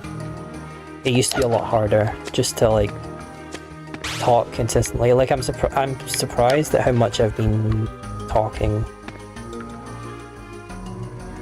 Because I think well, Ethel was there, like a Super Squeegee, before you were like even following me and stuff. I did like 2 weeks ago I did like a Sonic Adventure 2 stream, and even in that stream, as recent as it was, I really wasn't saying that much.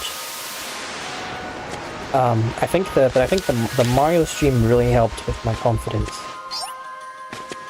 and now I'm a lot more comfortable with it. And I was kind of nervous about starting today, but like it's like once I get started, then I'm kind of in that mode, and it's like I'm able to talk and stuff. I remember that stream. Oh yeah, you were there. Yeah, you were there as well.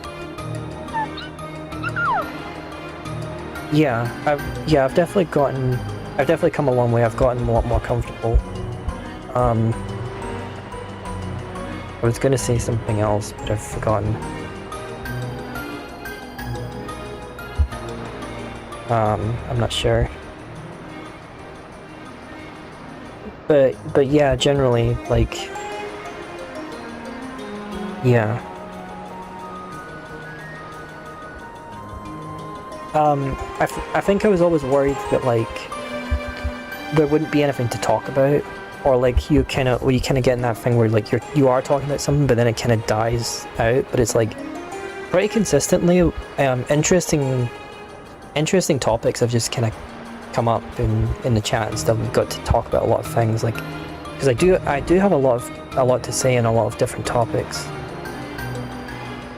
And it kind of gets into this mode of like I'm actually kind of talking more than I'm playing the game. Like, it would be interesting, like one day, I don't know when, but maybe like one day I will actually do a just chatting stream, and we'll just when things are a bit more consistent, maybe I'll just do just chatting. We'll just talk and not play a game. But I like to play a game. I like playing games that you can just talk over really easily. And sometimes the game will give you stuff to talk about as well.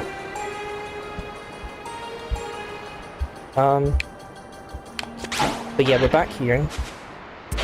Didn't take as long as I thought it would.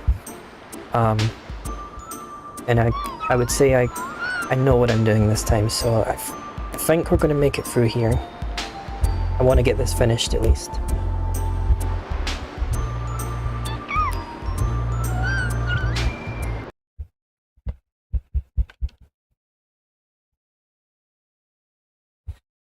Yeah, I've come a long way in a short period of time.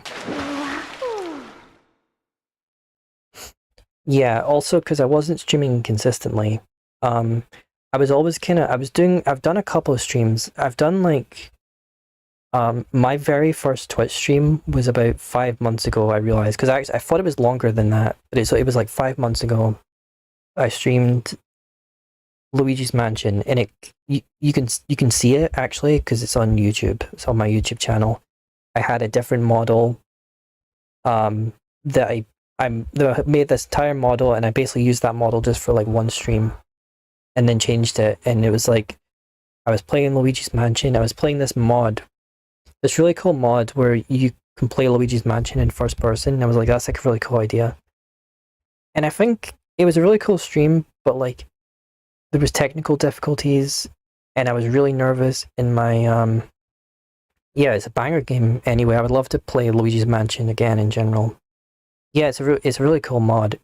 It was turning Luigi's Mansion into more of a horror game. Like, the thing is, if you watch that stream, I'm not necessarily embarrassed of it. I think it was a really good stream. A lot of people told me that I was already kind of comfortable with it, and that really boosted my confidence.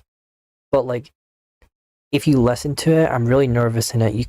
I'm not saying that much. There's a lot of gaps, and when I am talking, you can hear like this. Well, maybe other people can't, but when I listen to it, I can hear like this shakiness in my voice of like I'm really not comfortable speaking and stuff. And like, so I was like, oh, that was ages ago. But I looked and that was like 5 months ago. And I've only done a handful of streams because I wasn't streaming consistently. I was only streaming basically when I felt like it, sporadically and stuff. And the only streams that I could really do easily were the ones where I was getting to talk on like a Discord call with like Ethel and Abby and stuff, and playing Minecraft and stuff, because I wasn't having to talk as much, because I was basically just talking to my friends and it happened to be live, and was still really struggling to do things alone. But it's like, just in that couple of months time, it's gotten a lot easier, and now I'm actually trying to start a schedule. Like, this is the first time I'm actually made a schedule that I'm actually sticking to, and I think I'm just gonna evolve even more and stuff, and I'm gonna grow. It was pretty hard to grow when you know, because it's like, it doesn't matter how good your streams are if you're only streaming like randomly, and no one knows when you're gonna go live, and no one really knows what you're gonna play and stuff. So I'm trying to have a schedule. I'd be like, Wednesday, Friday, I'm gonna stick to that as best as I can. And I'm going to tell you what games I'm going to be playing, and I'm going to keep playing Klonoa, because we're not going to complete it today, obviously. And Friday, I'm going to play Yoshi's Island. We're going to keep playing Yoshi's Island for a few weeks, and then stuff like that. Maybe change it up now and then, but like, I want to complete a game, because I haven't completed a game on stream yet. Really made some really positive strides lately from the sound of it, yeah. Yeah, I'm feeling really good about it. Sounds fun. Yeah, I think it will be. I think the Yoshi's Island stream is going to be a lot of fun.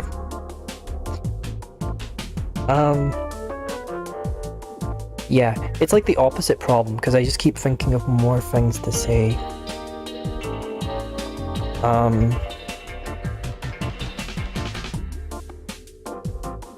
I still say a lot, which annoys me, but it's just because I'm like thinking, because it's like there's a million things in my head and they're kind of slipping away.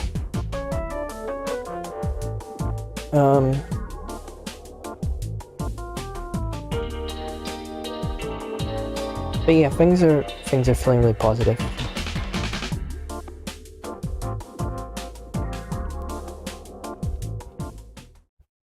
Let's do this. I think I can do this.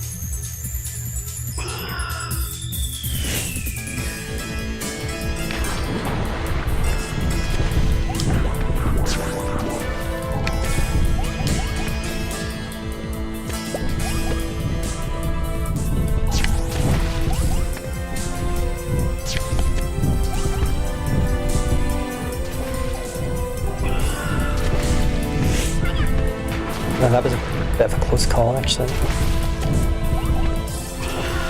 Yeah, in this game you really need to be able to focus on multiple things at once.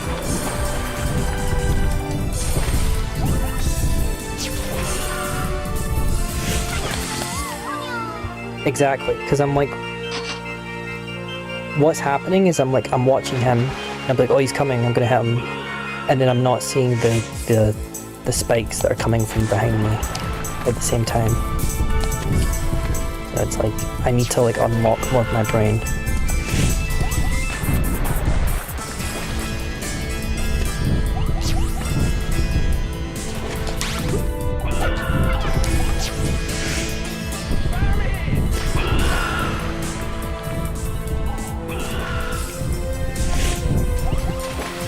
Is that what I'm supposed to do though? Because Didn't look like that was damaging him. I mean, it makes sense, throw him into the spikes. But,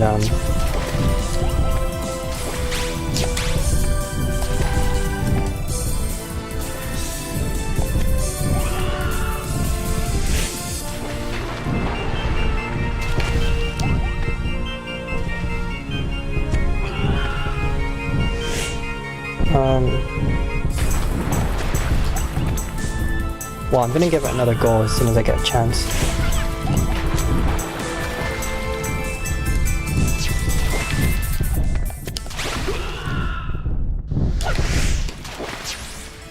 Okay, well, it's something else then. Like, why am I doing it wrong though?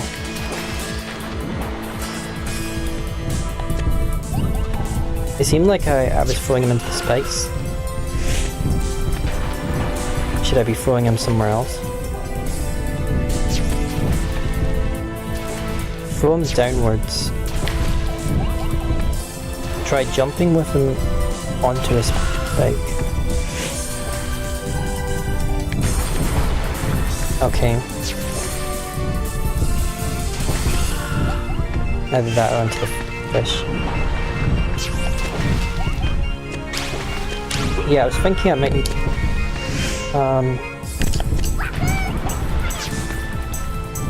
I don't know. Oh, see you. I'll see you later and stuff. I'm really glad that you were, dropped in and stuff and got to see my stream for a little bit. I hope to see you next time and stuff. Astromaris. Thank you. Good. Thank you. Wishing me good luck. Throw him at the fish when it jumps by. Right. I think I was doing that thing again where I'm like, oh, I can only hold him for a few seconds because other games are like that, but... Yeah. You're right. You're right, that makes total sense. I should be able to throw him at the fish when the fish goes by. Pamela. Okay, so I've got him. Yeah, that's exactly right. Okay, we've got it now. We got it now. I can do it. I just need to stay alive.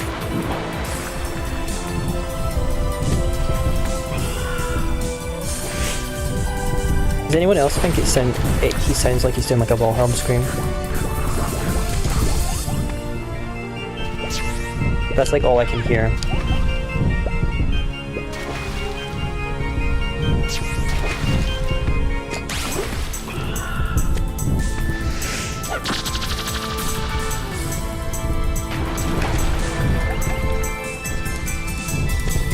We've got this.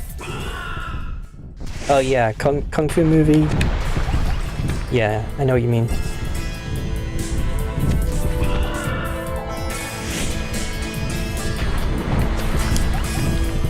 Right, come on.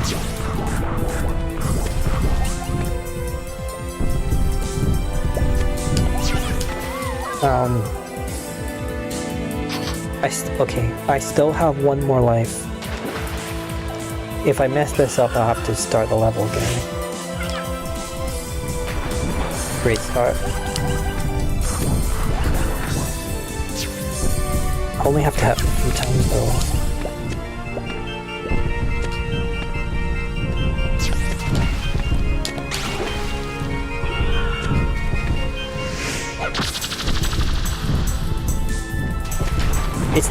I think it's actually the bubbles are harder than the spikes.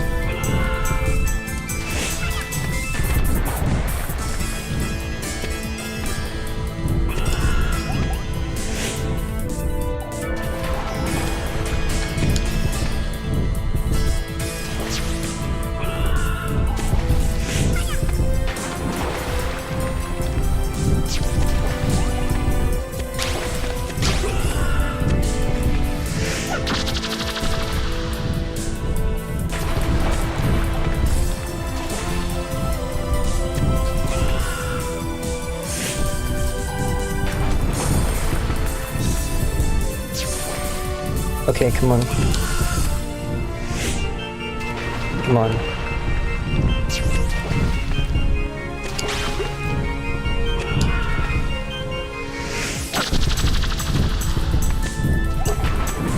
think I just need to hit her one more time.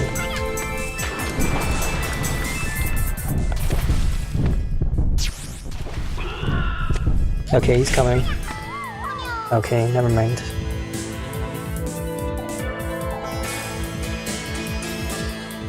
It was so close.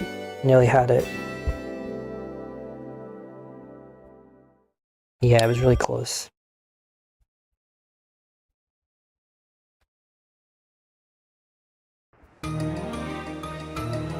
I think this level's actually really short. I just need to...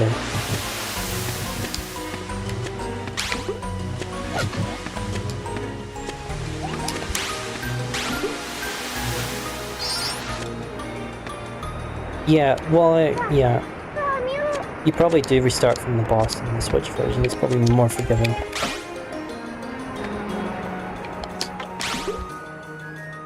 I think I'm starting to get kind of good at the game though.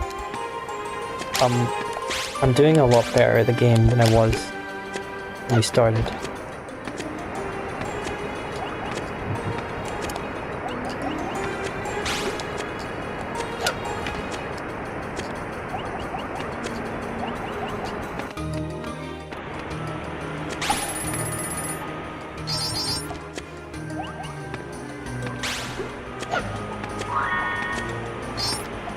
Speedrun.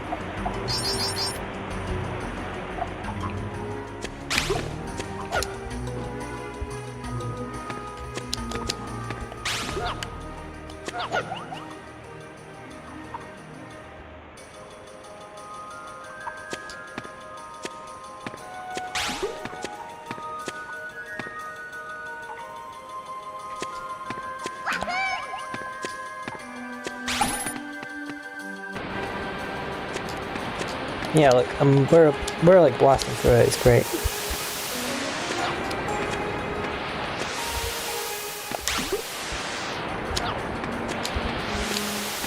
I can definitely understand why people really like speedrunning this game.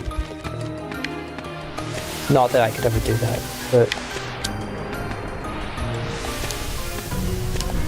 you do kind of learn it really well.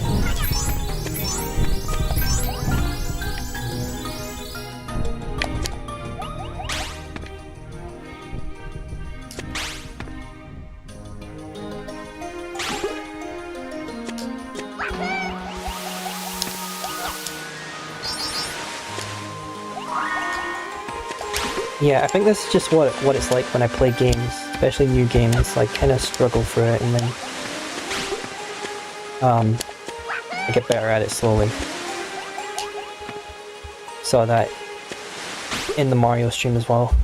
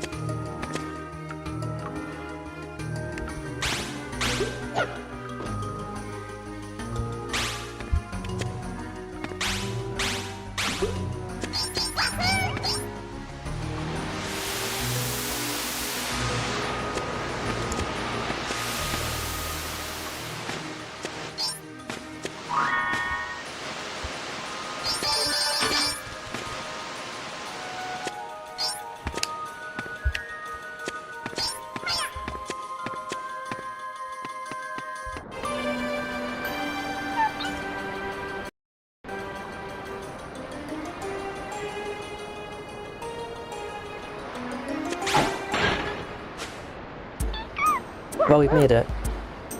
That wasn't too bad.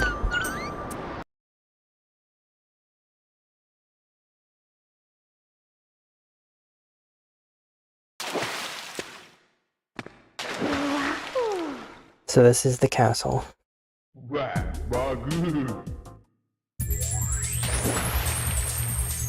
Right, first attempt.